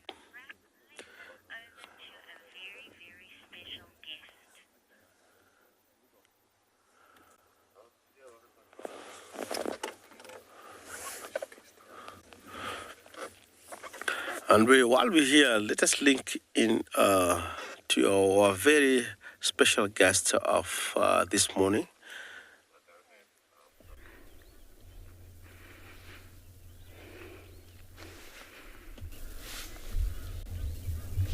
Good morning, everyone, and a very warm welcome, or should I say chilly welcome, to a new location. We are not coming to you live from the Lowveld. We are coming to you live from the Eastern Cape. Different vegetation, different biomes, different landscape, and different topography, biodiversity. But what is the same is your naturalist and your cameraman. My name is Lauren, and it's an absolute pleasure to be back with you in a new environment. And I'm going to explain to you in just a little bit exactly what we're doing here. And of course, I do have my partner on crime. Yes, that thumb, you might know that thumb. That is Davy, Mr. David Eastoe. And we're out here together in Amakhala Game Reserve, which, as I've already mentioned, is in the Eastern Cape of South Africa. It's about 40 k's from Grahamstown and 80 k's from Port Elizabeth. So that gives you some sort of indication exactly where we are. And you can see the rolling mountains, the undulating plains of this gorgeous game reserve.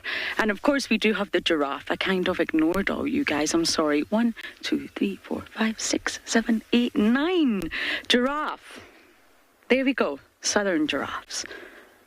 Now, I'm just going to give you a little bit of a sort of lowdown on what we're doing here. So Djuma will always be the heart of everything WildEarth does, really. But a heart doesn't operate on its own, does it? No, it needs all the other organs in the system to operate.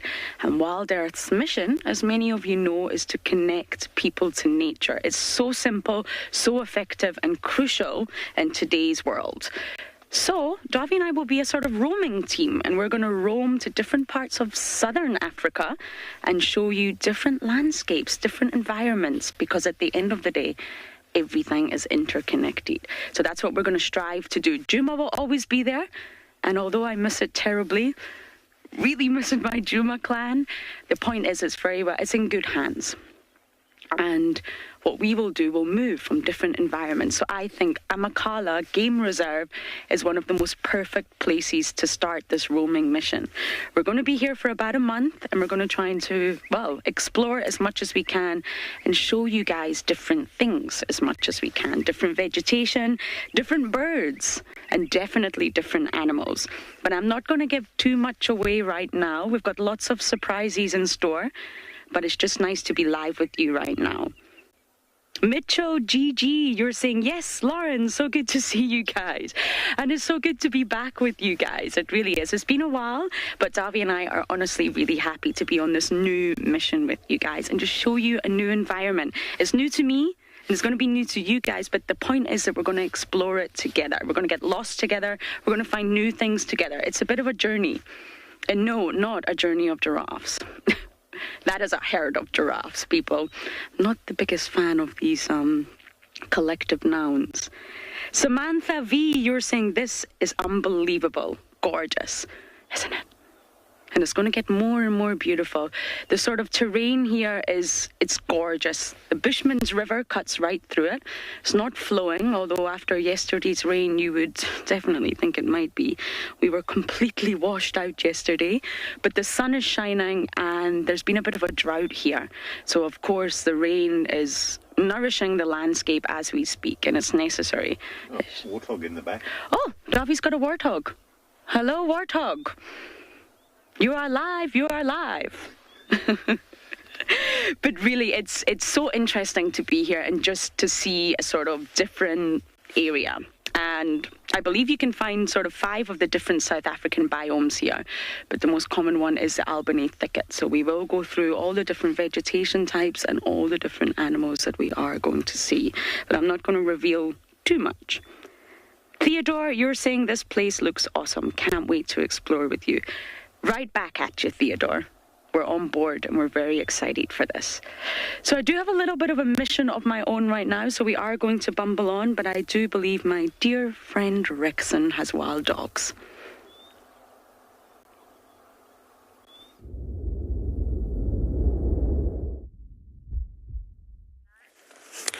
Welcome back from the journey of giraffe from Lauren back to Subspecies WildEarth Djuma Safari Live. We're still with the wild dogs lying down at the moment. Very surprising when we really follow these wild dogs and realize, walking past to the impala, but a distance of at least less than 10 meters, not even considering to hunt and settle down here. It could be one of the things that wild dogs, of course, they didn't really want to make a kill.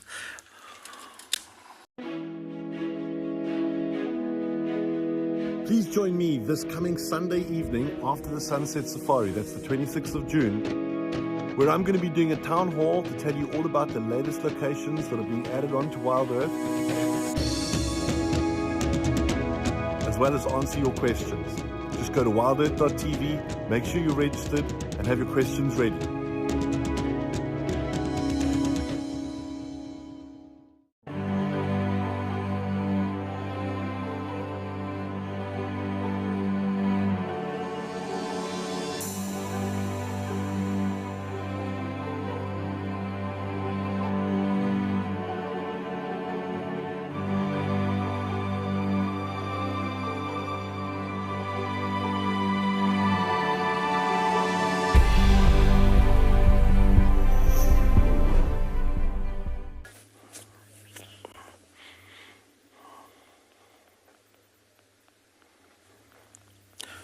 You'll never ever say the wild dogs are not hunting or they just ignore.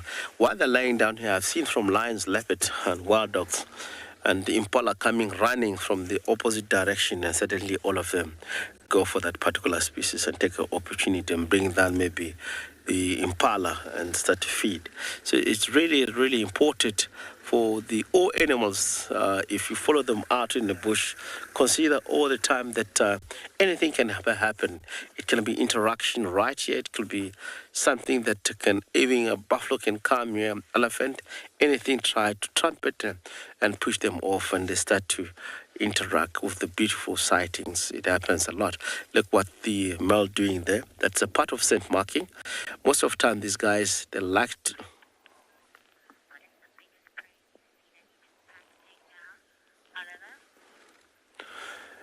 Oliver, the biggest prey that I've seen, they go for kudu. I've seen that. In some part of the Africa, you find that wild dogs can hunt a baby buffalo. You know, hunting a buffalo, a baby buffalo in a breeding heart of a buffalo, it needs an effort. Of course, if you're not strong and able to be having plans, you would never ever able to bring down the baby buffalo, because the buffalo is one of the grass species that they can fight back all the time if anything happened like that, if a wild dog tried to hunt. But you tend to see that wild dog in other part of reserve, they are successful. Of course, I've seen other part of the reserve going for wildebeest. These guys, they're so much powerful, and they can really work together. The forces that they have when they bring down the animal is such incredible, and the experience of hunting is very, very big from wild dog itself. It's such an amazing species. They can work together easily, bring down wildebeest, kudu. I've seen that before. But mainly in the area where we are, you tend to see that in the Juma Safari Life Conservancy, we tend to see these guys going for a medium-sized antelope as far as impala. The reason behind that, we have overpopulated of impala in the area. It's only the food source that really, when they drive, when they walk or when they hunt from one area to another, they come across quite a lot of the impala. So it tend to be like hunting those quite a lot. If it's a shortage of impala, more zebra, more wildebeest, they tend to adapt in different areas, how they can survive and how can they live. They tend to go for bigger animals. As you can see now, look like the female, could be a matriarch. She is really getting up. She's pregnant also, you can see urinated in the same area of dominant male that have urinated.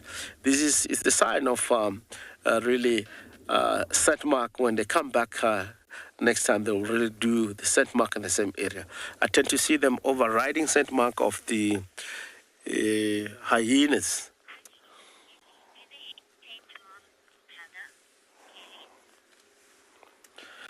Kelly, my radio is breaking a little bit, but of course, the scent mark from on top of one another. This is how they forces the scent mark and make it more, really more announced in the area, that who is the dominant in the dog and what they're up to. Remember saying that the scent mark of each and every individual, it holds the status, most especially with the female, male. They can really do the same area, but you can identify which one is this one from amongst the individual members of the pack itself. If it's a female, she's pregnant, it's also going to be read. If she's really go for mating, it will be read from the scent mark itself and manage to really follow one another. Here at WildEarth, we promised great monthly prizes for our explorers, and this month is no exception. If you join our club before the 10th of July, then you stand a chance to win a fabulous Safari Guide online course brought to you by Bushwise Field Guides. They specialize in accredited safari guide training with courses tailored for the African safari large industry. Sign up to be a WildEarth explorer today and don't miss out on this life-changing opportunity.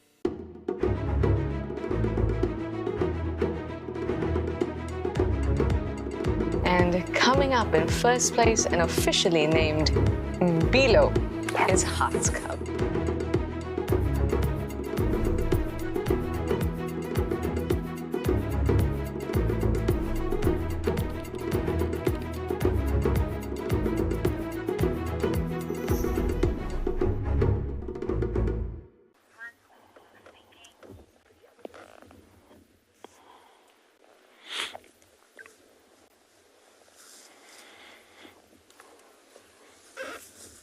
Oh, lovely. The female that we are onto now, this nickel tooth, last year we have seen, or 2 years back, we have seen her offspring down in south in Manyeleti, where they were standing.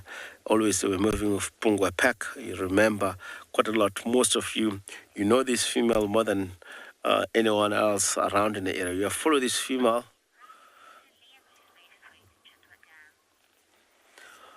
And let us take this opportunity, link to Liam, which is around Cheetah Dam.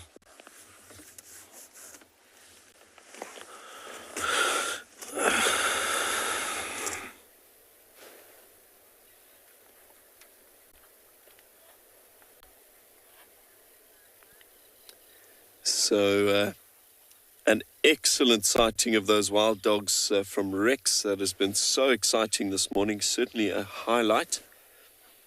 And equally exciting to see some old and familiar faces. Lauren coming to us from the Eastern Cape. Very, very cool. Lots of thrilling developments here at WildEarth. But myself and BK are here on the Chitwa Dam Wall, one of my favorite spots in our whole area. Just enjoying a bit of bird life. It is a very cloudy, overcast day, quite low light. But that doesn't seem to be stopping the birds at all. Egyptian geese too. Everybody enjoying this floating vegetation. I'm sure there must be lots of insect life in there. The geese are quite omnivorous, so they'll feed probably predominantly actually on vegetation, usually fresh shoots of grass, but I'm sure this floating oxygen weed is quite tasty as well. Yeah, and the odd tasty dragonfly larvae along the way, I'm sure.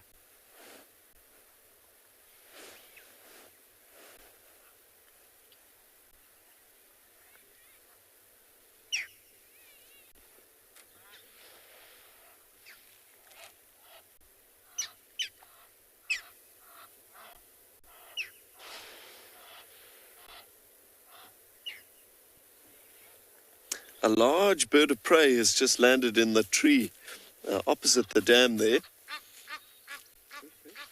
So that very dead, naked one.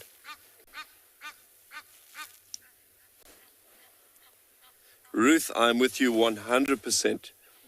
Yeah, that's the tree, man. You got it. Ruth, I'm with you 100%. My favorite waterhole on the entire concession. We have got a magnificent juvenile martial eagle. He's also attracted the attention of a fish eagle, which has landed in the tree above him. It is very unimpressed that he's there. Whoa, check it out. Fish eagle's extremely territorial. He's not going to be tolerant of the presence of this young marshal at all.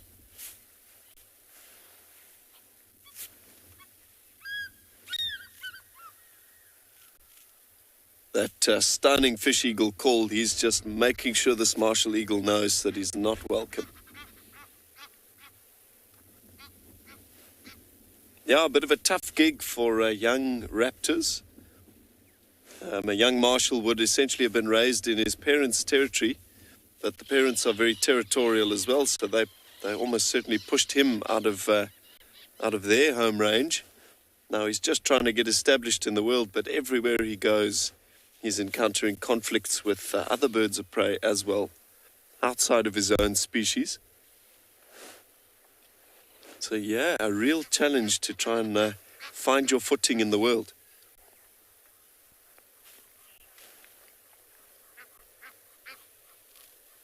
Yeah, very well done to PK indeed. That was a steady hand of a surgeon to keep track of that marshal as he was trying to get out of there.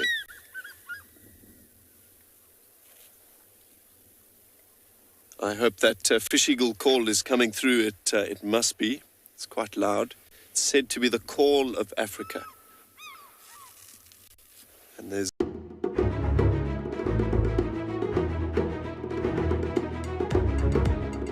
Hi, I am David. I come to you live from the Mana Triangle all the way from Kenya. This is not a postcard. This is real. Sunrise in the beautiful Masai Mara.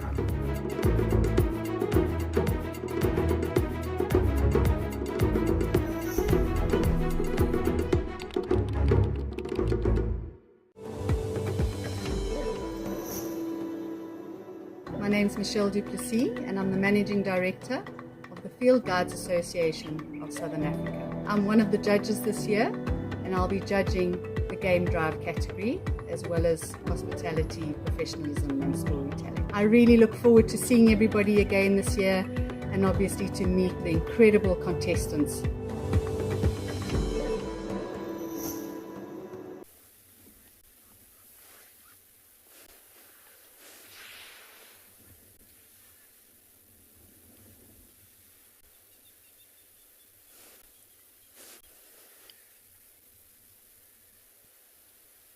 So we've also got a view of one of the crocodiles that makes Chitra Dam their home, one of the large adults, and the parents of those hatchlings that we've been looking for over the last couple of days. Again, I believe the two crocodiles in this dam were originally thought to be male. They were both named Vlad and Boris, but one of those names apparently is now quite inappropriate because we've had the arrival of some babies. So we clearly have a male and a female. Yeah, pretty miserable day to be a reptile. Very chilly indeed. So speaking of interesting, I think it is time to pop over to Pridelands to check in with the team there. I believe Chris has got some interesting stuff to show us.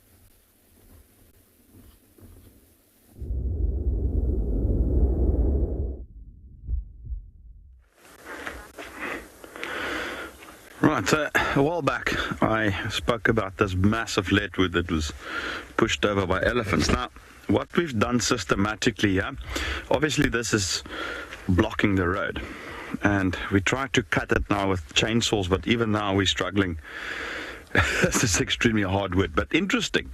If we come around here, see here where we tried with the chainsaw, look at all that gum coming out here, look at that.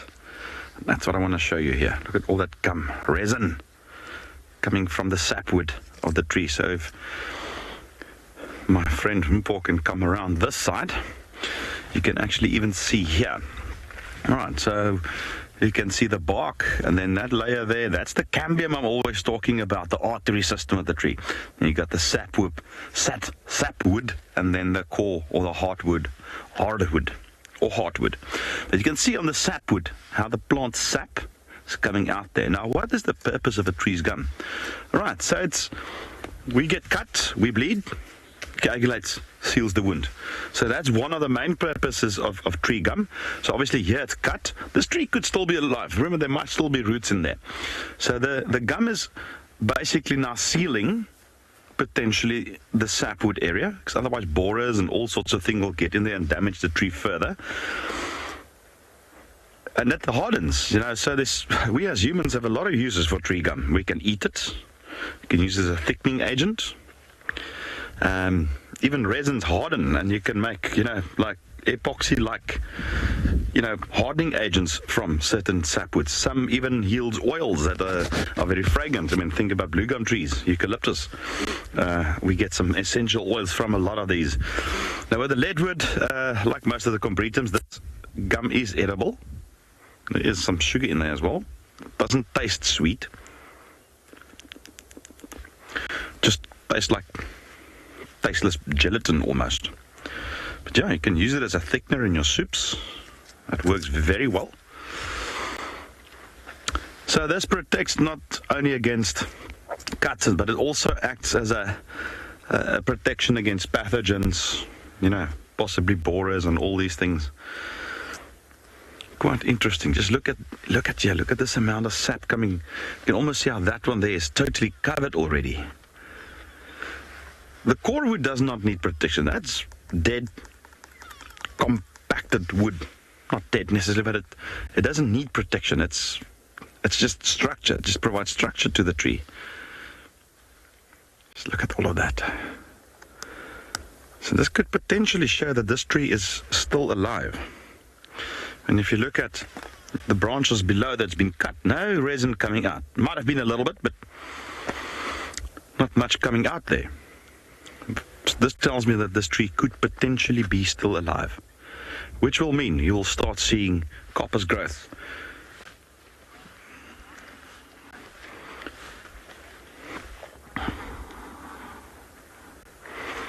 All right, a little something we discovered here. Let's go back to Rexon to see what's happening on his side.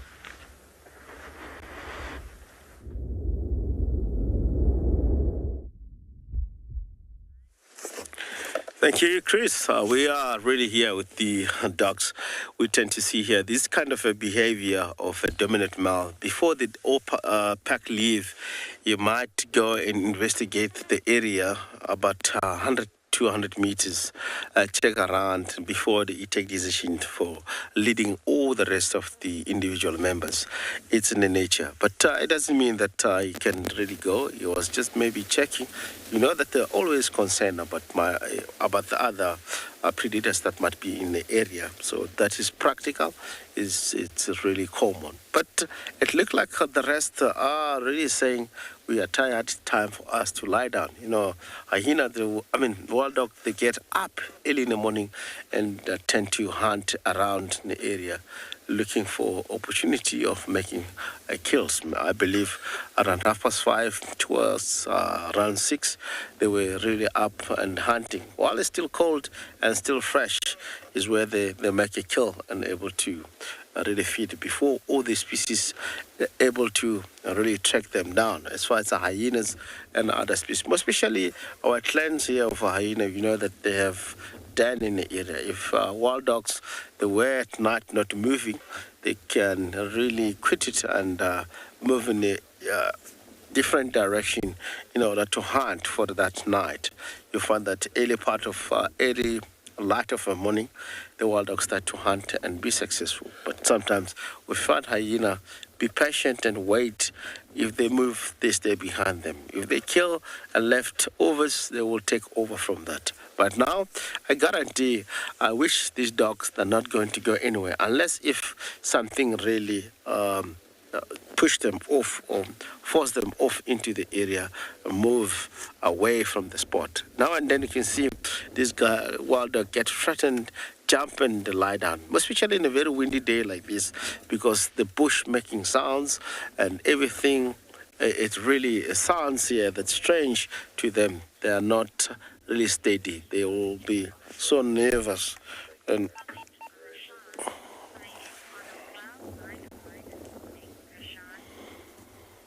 Michelle, lovely to hear that. Thank you so much. It is really a lovely day with all these different locations with different animals that we really see. Now and then I tend to see something from the distance. It really takes my concentration quite a lot. But yeah, it's lovely. Giraffe, zebra. Zebra earlier on, wild dogs, and more to be found. It's not late. Maybe leopard can be found furthermore towards Beforsuk, because we had that these tracks of a leopard somewhere. Look at that. All the dogs now get up and licking. This particular female, she looks like she's heavily pregnant. She might really drop not so long. You can see the nipples also. They look like around July she might have youngster. Let's take this opportunity over to Ralph in Mashatu and see what's going on. Wow, it sounds like Rexon's having a lot of luck there with those painted dogs. And, well, back up here in Botswana, and the Pete's Pond in Mashatu, we've had quite a lot of activity around the waterhole. There's been, I would imagine, about 200 guinea fowl that have come down for a drink. And as you know, guinea fowl are very chattery as they come down and making a lot of noise. And then we've just seen the back end of a herd of wildebeest, blue wildebeest or brindled gnu. that have also come down for their morning drink as well. These are the little stragglers that are still hanging about. And the constant whoosh of the red-billed quailias. There you can hear that. Such a lovely sound here next to this waterhole. It's something to behold. You can still hear the guinea fowl chattering in the background a little bit there as well. And now the sun's starting to get up a little bit. There it seems like one of the lone males just having his last drink, as the rest of the herd disappeared off towards the east or the right side of your screen. But yes, the birding has just, especially the calls this morning, has been phenomenal. Lovely to listen. Sitting here listening to it is just almost transporting you just into an aviary of birds. It's fascinating. So many different calls. A lot of starlings. There's the guinea fowl they're calling now. There's been doves. There's been pigeons. There's been the crombecs. All sorts happening. Haven't seen any hyena come down this morning. Saw them yesterday. There were about 4 of them that came down. But I'm still expecting those elephants to come in around lunchtime.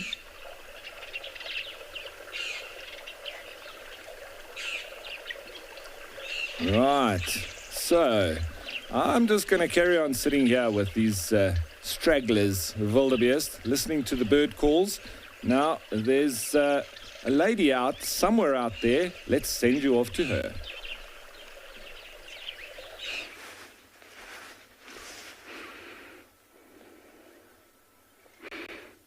Diversity is key. And I hope, well, maybe not to all of you, but I hope to some of you this may be a new antelope species. We are looking at the Bontebok. And actually, it's not a species. I'm going to completely retract on that. It's actually a subspecies of the Bontebok antelope. So this is a Bontebok. So it's not quite a species, but it's still unusual. And just what I mean by subspecies is basically it's a taxonomic category that ranks just below species, and it's normally due to geographic isolation. Oh, they don't like being on camera, that's for sure. We do have other ones just over here, Davy. Do you want me to slightly reposition, or you got them? And aren't they just fascinating? And one of the most important things about these animals is if they sneeze, you must say Bontebok. Davy didn't even laugh at that one. Okay. If Davy didn't laugh, then I'm in trouble. But in all seriousness, they're absolutely stunning. And the diversity of antelopes, especially in South Africa, or at least Southern Africa, it's well, really diverse. Broad range. Look at them running. I think one of them sneezed. But the name actually comes from bless in Afrikaans, is a word for blaze, the sort of markings that you would see on a horse. So it refers to that big white stripe that comes down their face, and that's what blaze means, a big sort of, and that's why they're called Bontebok. Now they have all ran away, but what I can try and do, there's one up ahead, but that's also about to disappear. I think if I just turn around, give me 2 seconds, Dobby, you're going to be able to get them. I'm a little bit nervous this morning. And possibly, because this, where we are right now, is the land of the cheetah. We have 4 cheetah here that we're going to try and spend lots and lots of time with. Dobby, how are we for positioning? I'm a little bit, well, I'm rusty, not the car rusty, I am rusty, so we're gonna get back on track soon. But Kaylee, you're saying that's a new one for you, and I am so glad. Get all your lists out, everyone. You know I love lists. We're gonna start to add to it. New birds, I've added a lot to my bird list since coming here, and hopefully some new species for you as well. With a slew of potential dangers lurking, It's essential to be aware of your surroundings whilst walking in the wilderness. 20 yards away from one of the most endangered species. This is a big bull. What a moment, what a close encounter with an Ellie bull. He's just over here now. He's moved completely away. Being on a bushwalk and seeing a leopard, I mean, it's ridiculous to be this close to a leopard on foot and for him not to run is absolutely insane. How crazy was that? Through the gap there is just the back of the head of a male lion. He is absolutely unaware that we are here right now. I tell you, seeing lions on foot, it definitely brings out the caveman in you, this little scared human being. Forward, especially for conservation, you need to look at how everything is interconnected.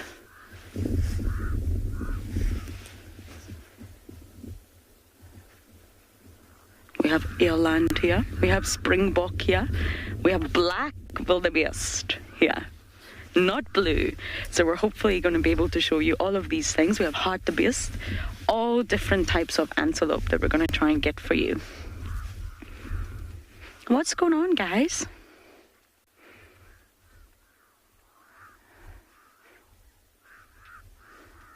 Maybe they're just trying to warm up. It's particularly cold today, but I'm not going to complain about the weather because I always complain about the weather. Leopard lover.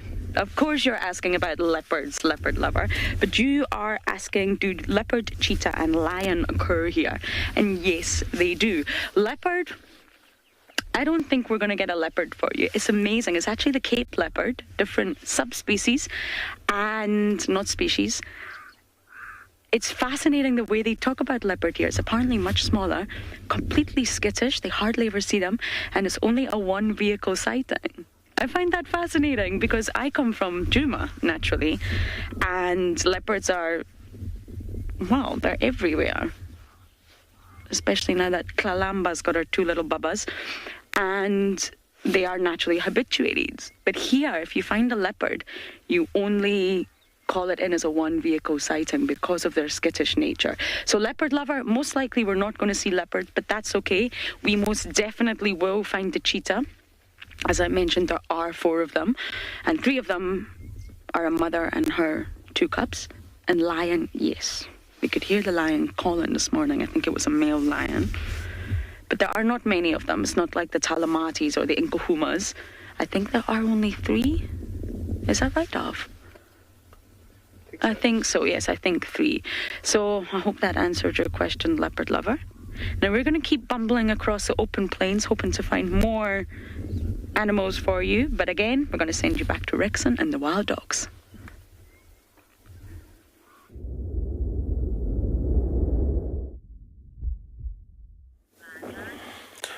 Welcome back from Lauren. We are still with the dogs here. They look like they're really shifting position and moving slightly south. It's really getting windy here.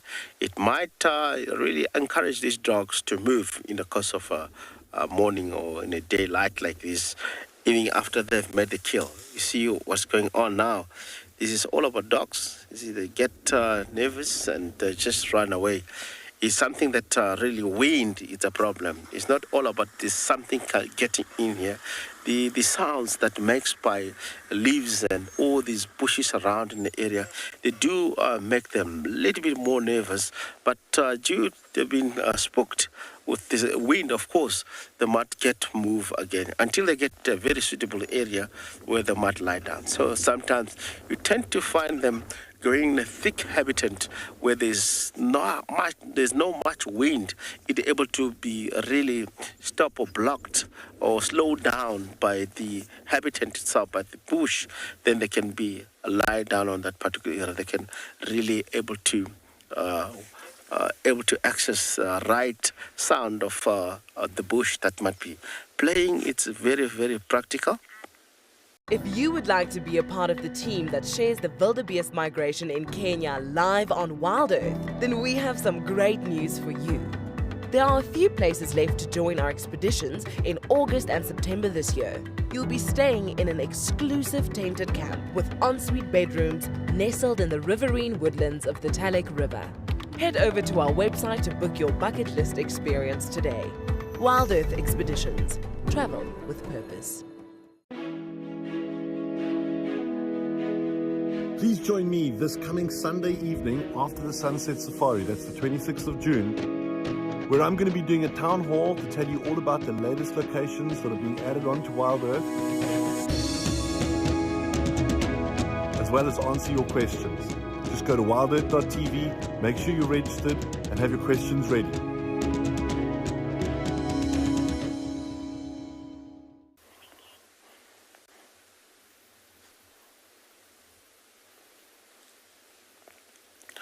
This female, which is Niggletooth here, she's come from the Investec Wild Dog and now settled with the Ottawa Dog. It's really practical. Dogs, sometimes when they get together, they fight. But if you are the strongest, you may take a lead. It's exactly the same with the other species. Survival of the fittest. All the time, you will take position according to your status, how you fit, how actually fit into the pack, of course. If you are a number one individual or candidate, you take over. A male here can move into different pack and able to breed. It's in the nature. Is nothing that can really stop them doing so. It is really practical. It's exactly the same.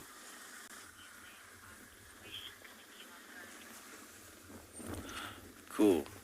It's really amazing how actually this wild dog does, and it's really important for you guys. I'd like to really remind you, we have changed the way of asking questions here on WildEarth. You are welcome to really register on WildEarth. It's very important from question.wildearth.tv, and you were able to really send your question through and comments and even your story that you want to share with us. It will be such amazing. Otherwise, you can really, you can scan to RQ code, and on your screen, it will lead you to a question or comment page. It will be more important. Is how actually now the change of asking question is supposed to be taking place here on WildEarth Safari Live. It's such important. You are encouraged to register as a member. Of course, let's enjoy the wild dogs. It's such an amazing sighting for a morning. I'd love to see these dogs hunting and more successful. I was wishing when we get into the area here that they might go into higher position, elevated area that they can see in different position. Yes, one of the dog is now decided to go on that particular area. Wind, it's really strong around in the area, and of course there has to be always alert. You'll never know. It's always out in the bush. You might get surprised by other species get into your area, and by so doing, you might lose individual. As far as wild dogs are really on the bottom of all hierarchy of all species that compete in the area. They rely on the eyes, hearing, and the smell to avoid lions all the time and move out of the area before they get in. The biggest threat, of course, it could be lion. A leopard sometimes, it will be hyenas. Sometimes there's a very good relationship between hyena and the wild dog because the symbiotic relationship in between, one benefits from one another. It's not all the time that the hyena will come into the wild dog pack, really wants to kill wild dog. They will come here in order to benefit. So it's more important. Even if it's a fight in between, it's not that fight that can really kill one another. It's the fight that they really limit one another, not to really take over from the kills. It's how actually wild dogs and the hyena, they have that relationship, one benefit from one another, which is really, really easy.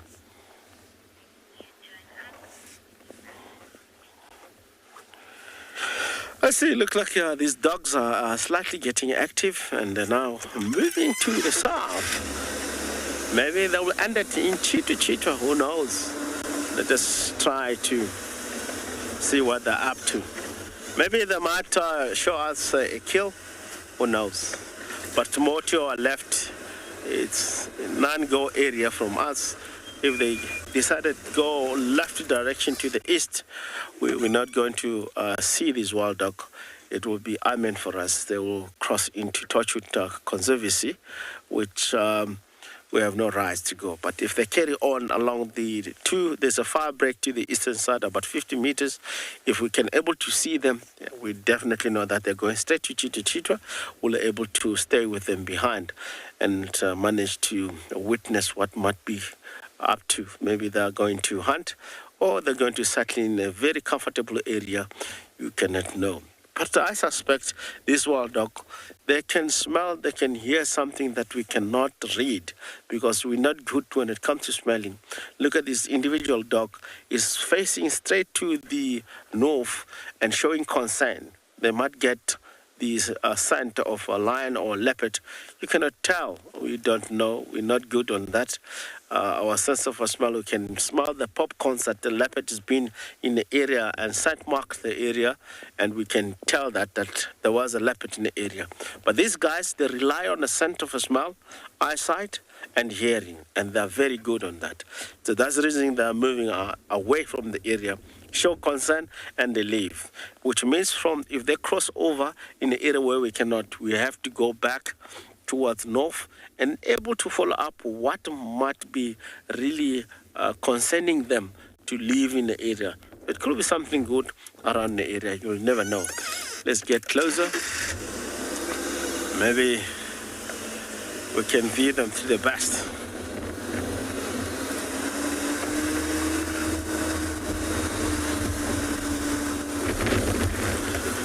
I want to give them an opportunity to see from the road behind what might be. You can see now and then they're showing concern.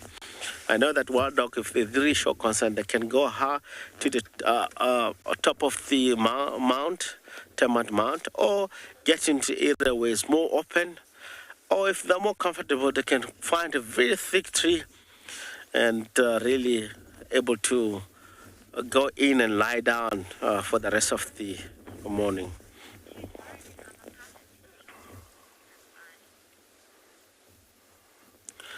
Let's take this opportunity and go back to Liam and see what's happening on the other side.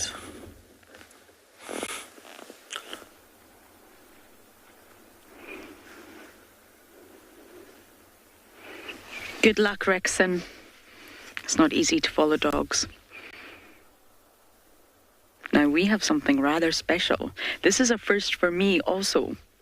We have quite a substantial herd of black wildebeest. Now, you won't see blue here because you don't find them in the same area. Now, we're used to seeing the blue wildebeest from quarantine, all 5 of them, that really don't travel too far. They go from quarantine to Gowrie Dam and back again. But here we have the black wildebeest. Now, they're not as big, they are smaller, but look, although it's a long-distance visual, that's okay, you can still see that fantastic tail. It looks like my hair. Sorry, I'm just turning. There we go, radio is off. Yes, looks like my straw-dyed bleached hair, but that is how you can recognize them immediately. There are other differences, but that fantastic tail is one of them. And just amazing. Far more black in colour. Hence the name. They did a jolly good job of that one. And I guess if you're still confused, if the tail doesn't give it away for you, you could look at the horns. Completely different from the blue wildebeest. The blue's horns go out to the side, if you like. And the black wildebeest, their horns go out to the front. It's a completely different sort of shape from the blue. And they just look incredible.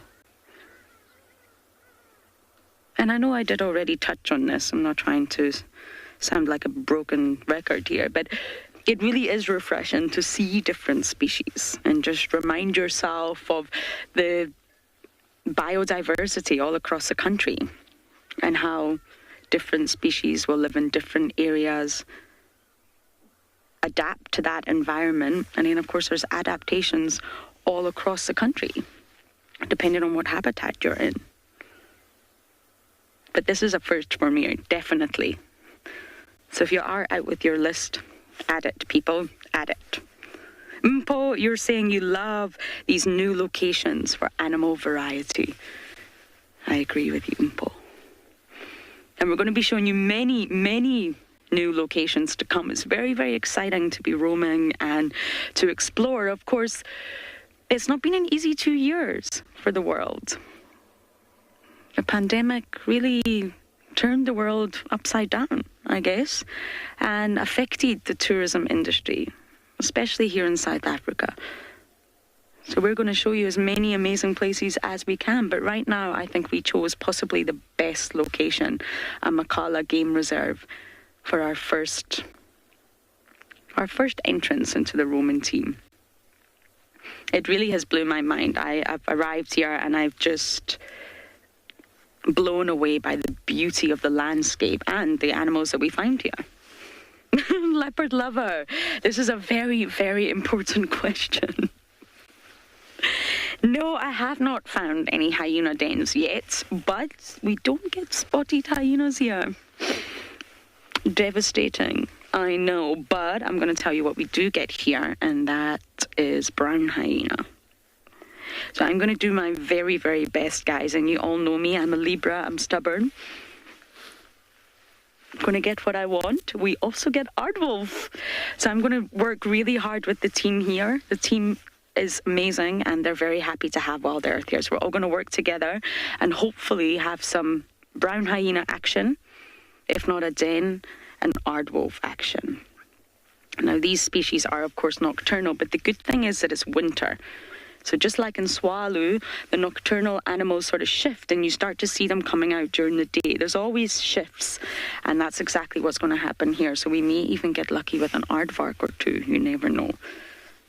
So it's just a completely different experience, and that's what we really want to share with you guys. So we're going to leave these black wildebeest bumble on, and we're going to send you guys over to Chris in Pridelands.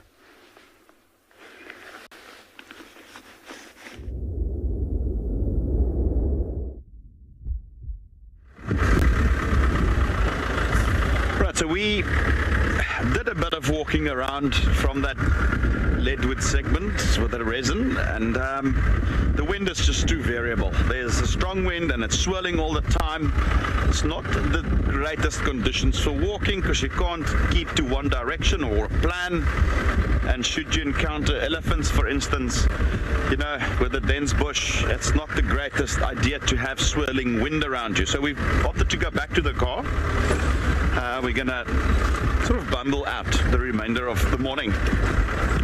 Depending on conditions, this afternoon we want to walk at areas south of Pridelands Camp. Lovely open, beautiful area on top of a granite ridge. I'm going to try and walk that this afternoon and do quite a nice little loop and see what is up there. It's an area I've not really walked much. I know that we do have signal there. So that's this afternoon. Now we're heading towards an area where one of the other safari vehicles have reported some elephants, and we're going to see if we can't find those. As it's, like I mentioned, not the greatest idea to do some bushwalking currently, unless we stay close to the car, but that sort of defies the purpose of it.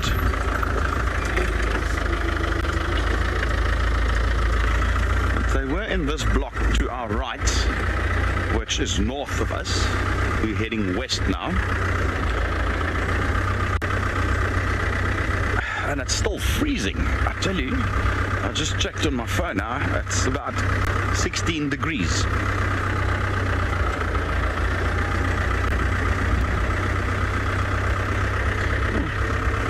To Liam at Djuma, see if he's found any elephants, and that should give us time to relocate ours.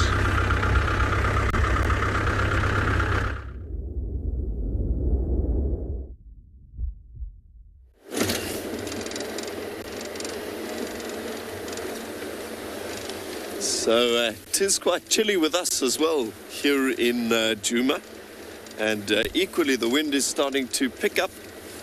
That makes conditions a little bit challenging for game viewing. Certainly not ideal for bushwalks at all.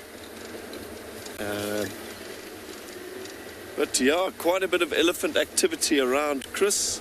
We passed a breeding herd at a bit of a distance quite a while back. There is life out there. Excellent to be seeing some interesting antelope species, those black wildebeest and blesbok in Addo. Now that is very, very, very cool indeed. Species absolutely that we are not going to be getting in Pridelands or Djuma for sure. Yeah, variety is the spice of life, they say.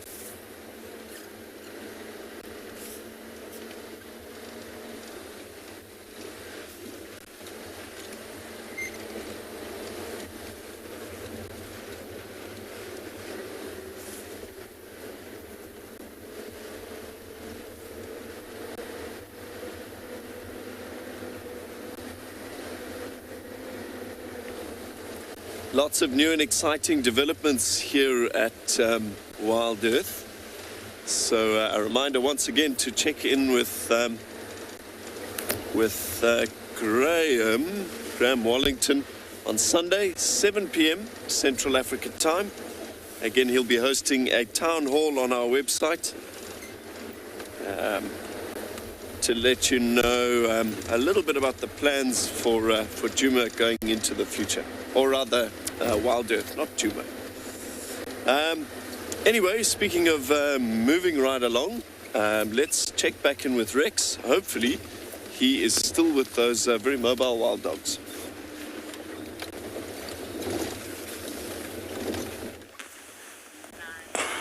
Welcome back from Liam. We are still with the dogs here. Look like they're exactly for the morning here. I don't believe they might move far from the area. Maybe they might concentrate slightly towards the south along this road. For the afternoon, it will be huge benefit for us to come around in the area, try to really relocate the dogs. But I can realize that they are relaxed.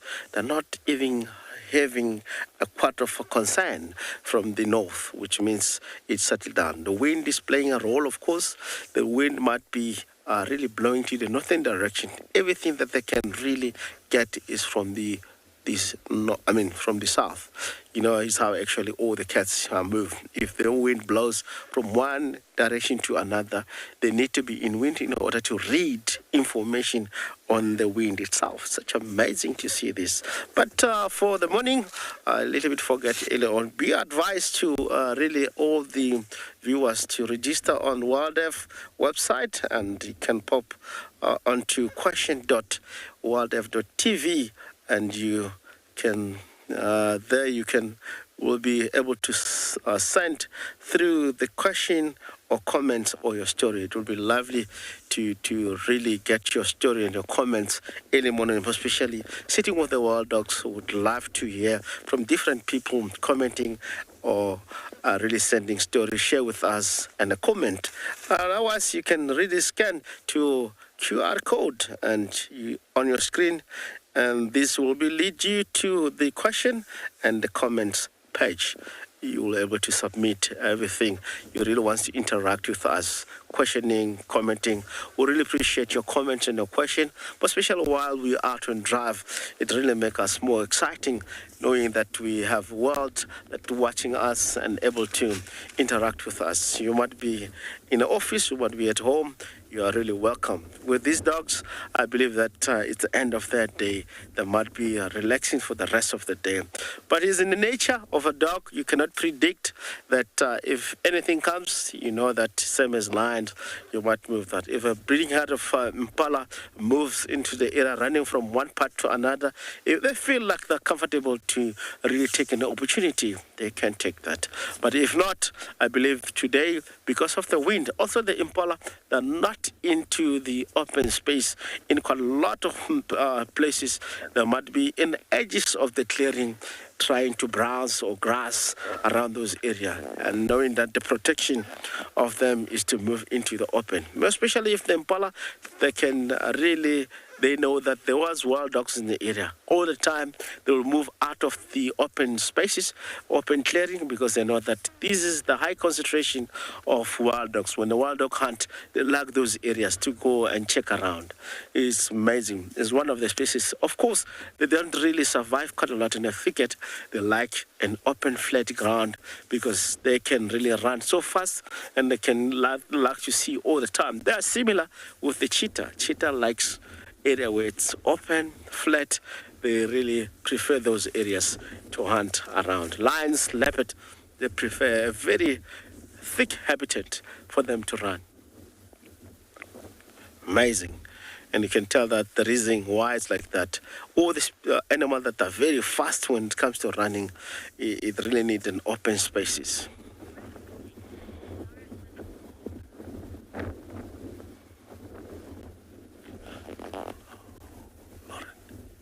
And we'll be taking this opportunity from wild dogs to Lauren, which is really enjoying Eastern Cape.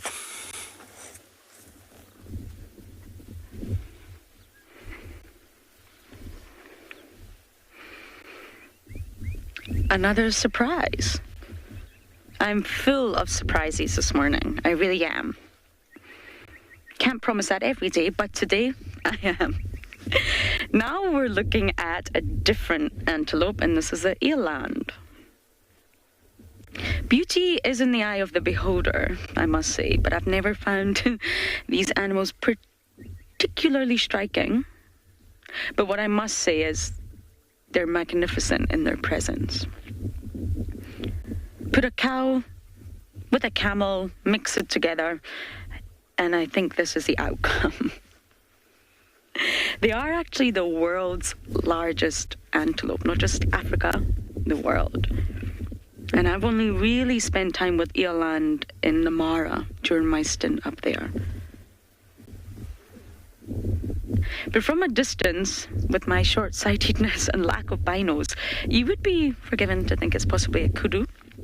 And then you get closer and you realize, wow, this is a beast. Got a big sort of hump on its neck, if you like. That low-hanging bit near its chest. And you realize that's not a kudu at all. It's an eland. Nadia, you're saying they're like a muscular cow. A cow on steroids, absolutely. I spent far too much time at the gym and then mated with a camel. Nadia, I agree. But aren't they lovely?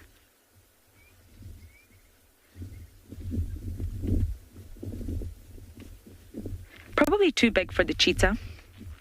It's a cheetah that you find on this part of the reserve. Amakala, which actually means the place of many aloes, in case any of you were wondering. We will show you many aloes as we go along.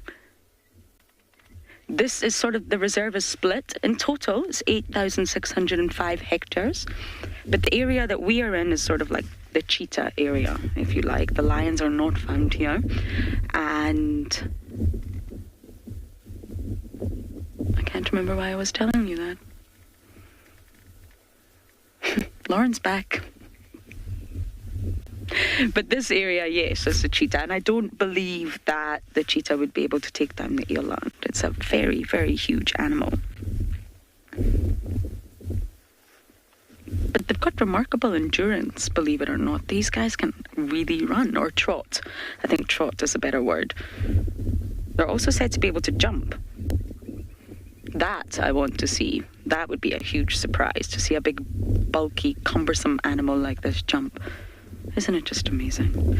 Well, hopefully I'll have more surprises for you. But for now, over to Chris with a big Ellie bull.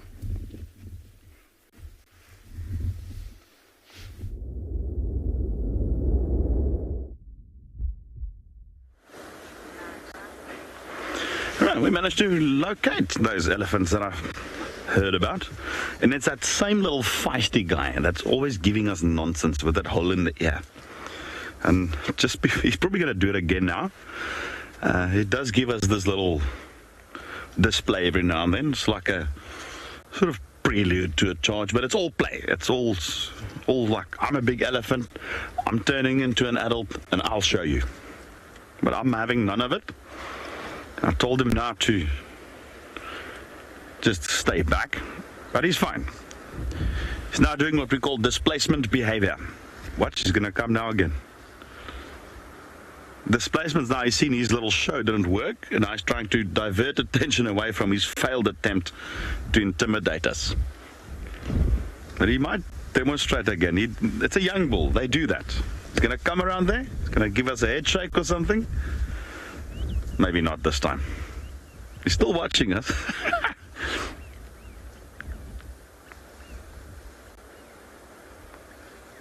Especially these young bulls, they love to do that, you know.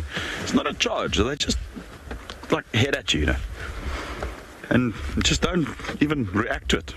You know, you can give them a bit of a talk or bump something like I do sometimes, and this guy said I didn't even do anything.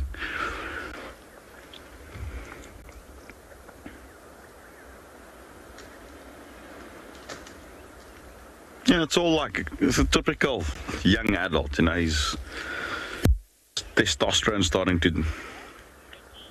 Vicky, good morning. No, I'm not worried at all. I've been asked that a lot by friends who's not in the industry, family members, guests.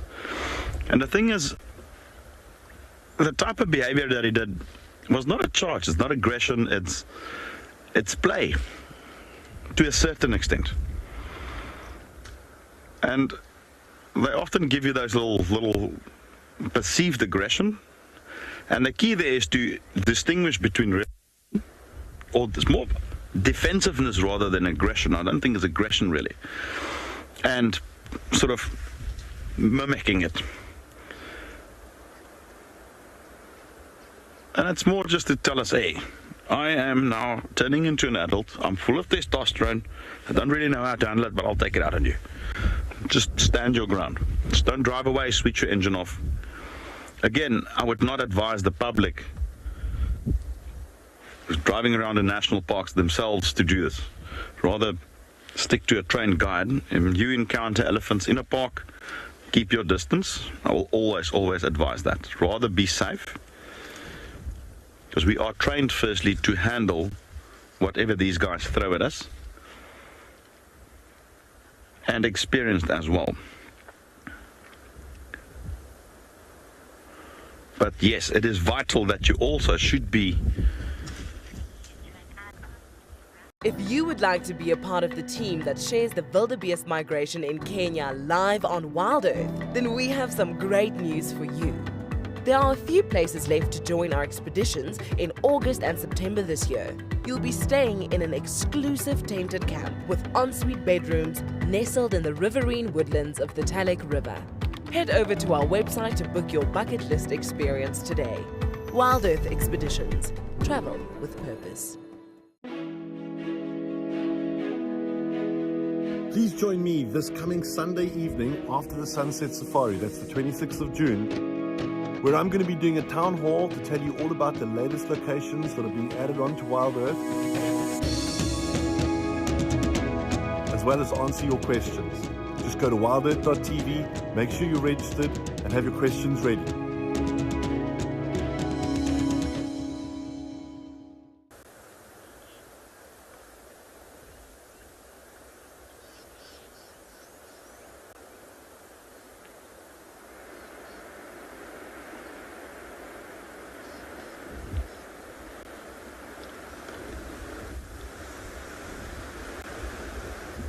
Now they're just slowly moving back into the bush.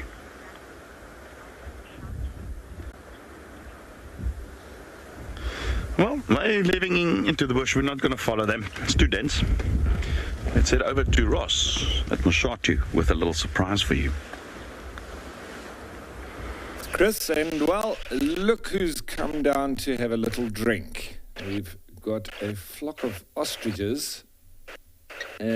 It's getting a little bit windy, however, and I'm just hoping that this camera will hold up. But these are the biggest birds in the world. So it seems we've got a little bit of camera problems, so if that's not going to resolve itself, we'll have to send you on back to somewhere in South Africa, but let's see what happens.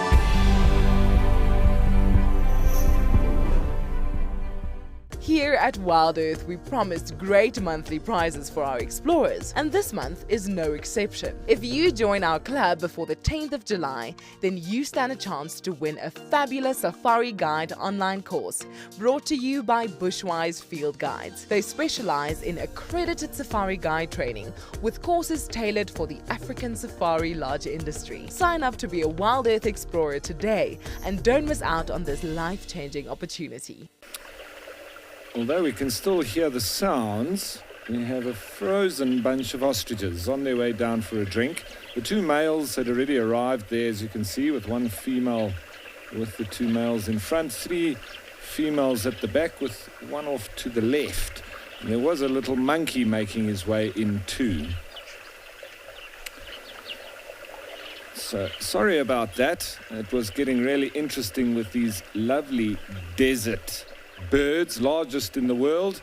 Well, while we try and fix this frozen screen, let's send you all the way down to the Eastern Cape in my home area of Amakhala.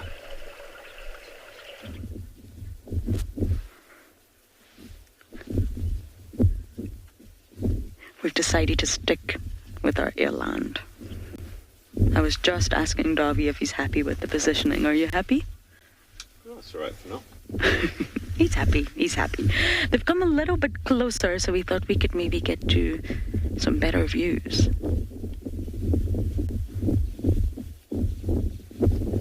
They're just magnificent. Both males and females have horns, and they're part of the spirally horned group of antelopes, along with the kudu. Their size just blows me away.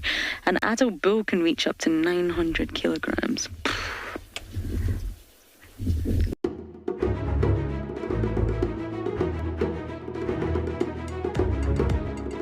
Hi, I am David. I come to you live from the Mana Triangle, all the way from Kenya. This is not a postcard. This is real. Sunrise in the beautiful Masai Mara.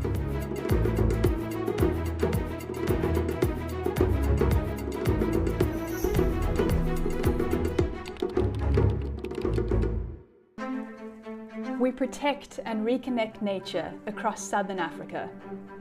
We bring countries together to care for wild spaces that stretch beyond borders.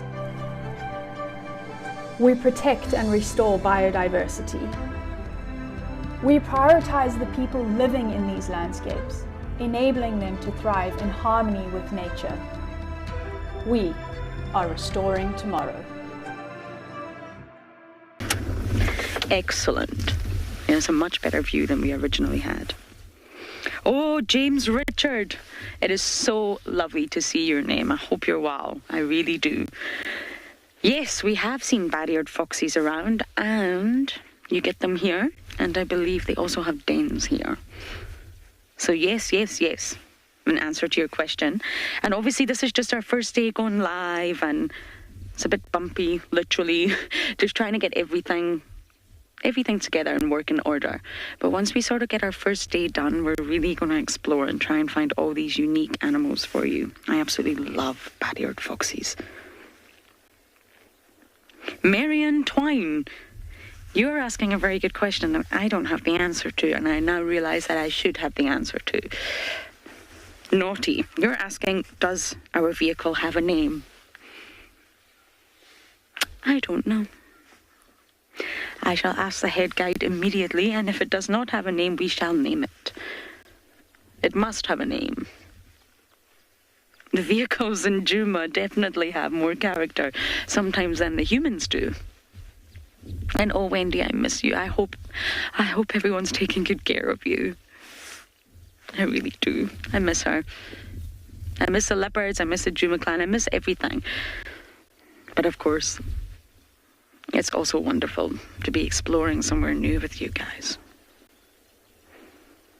And will I get lost? Absolutely. Absolutely, that is going to happen. They have a really intricate road network here, which is fantastic, because the more roads there are to drive on, you're not allowed to off-road here, but the more roads there are, the sort of more you can get around sightings and move and possibly get closer without going off-road. The less roads is a little bit more tricky, so it's a really intricate road network. We're very happy for that, but that also means that I'm probably going to get lost a lot. But you can all get lost with me. That's great fun. And talking of Wendy, let's go over and see how she's doing.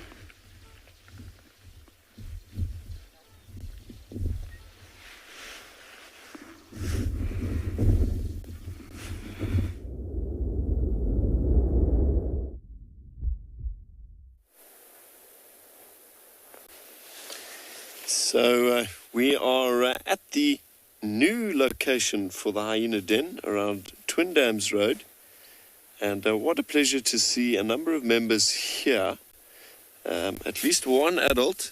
We did have view of one youngster, but just as you've come to us, unfortunately he's popped out of view, as is often the case working with wildlife. They don't always work to plan. But that's all good. We've learned to be a patient bunch. Yeah, I am certain that the main hyena den off of Philemon's Cutline is absolutely infested with parasites. Even driving past it 10 or 15 minutes ago, it absolutely honks. It's very smelly.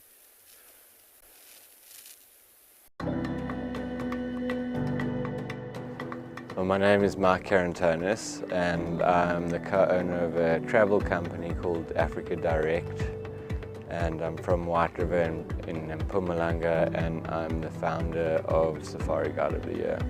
It takes a lot of courage, you know, to put your hand up and say I'm in, to put yourself forward and say I'm here to learn. It's not possible without them.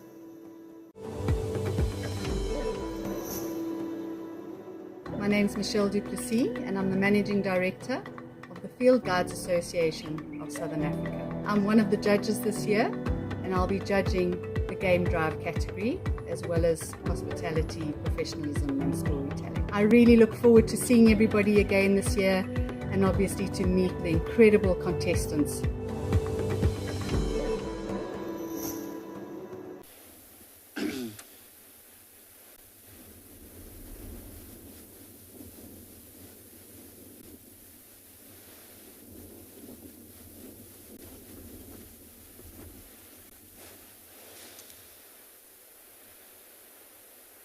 Yeah, as you can see from the vegetation blowing left and right, a little bit of a chilly day.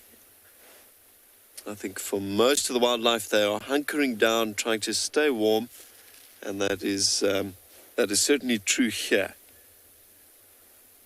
I believe many more members are probably present at this den site,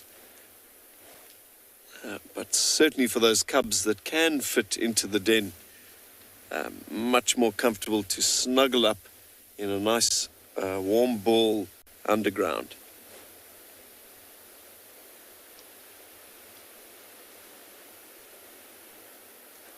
Yeah, it's actually nice to be back at this den system. I viewed the hyenas here once on my original interview here with WildEarth a number of months back.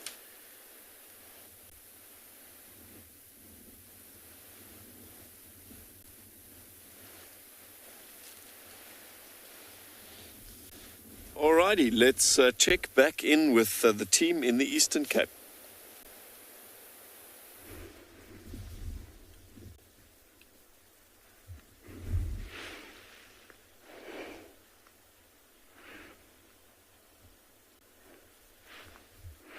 It will be strange not seeing spotted hyenas here, that's for sure.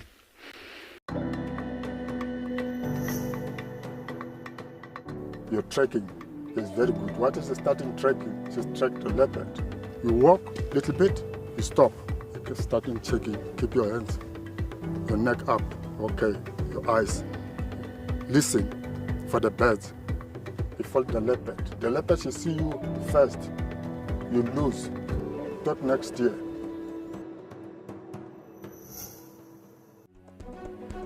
The Safari Guide of the Year 2022 is approaching us rapidly. This year, we'll be heading to bushwise field guides at the Southern African Wildlife College from the 27th June till the 2nd of July. We will soon meet all our contestants who are vying for the prize of being the very best of the best, and the judges who will put them through their paces. Join me, Steve Falconbridge, as we dream it, guide it, win it. Yeah, over 40 mils of rain.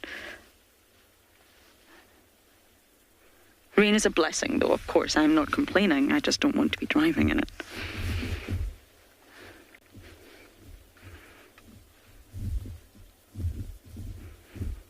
There are some really special birds here as well. I don't want to give too much away that we're going to be on the search for. Birds that you don't get in Djuma, and birds that I've definitely never put on camera before. So that's another plan for this afternoon. But it really has been an absolute pleasure to come live with you all from a new location, that's for sure. We will be out this afternoon, but for now, we're going to send you back over to Liam at the Hyena Den.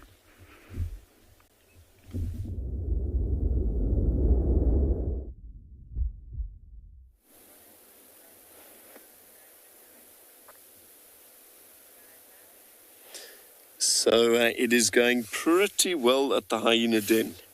We've looped around to the northern side now, and we're viewing one very fluffy but admittedly slightly miserable looking youngster. I think trying to soak up any available sunshine in an attempt to defrost.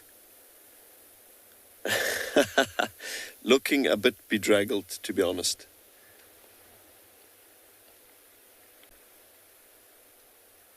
But that's all good. Yeah, even though it is cloudy, I guess there is some ultraviolet light available here. UV rays are so good for all of our health in moderation.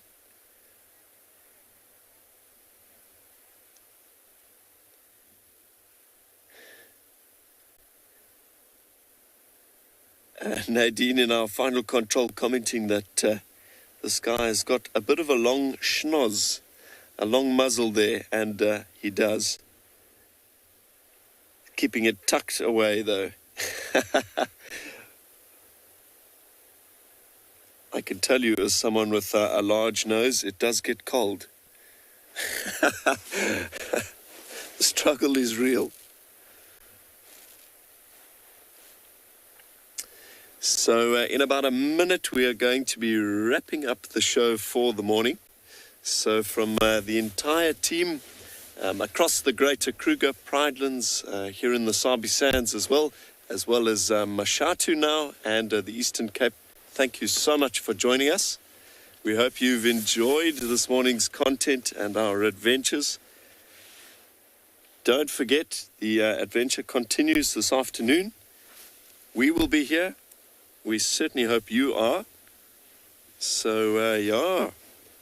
Put your game drive goggles on, caps, binoculars, sunblock, and we will see you this afternoon. But have a lovely day wherever you are in the world. Catch you later.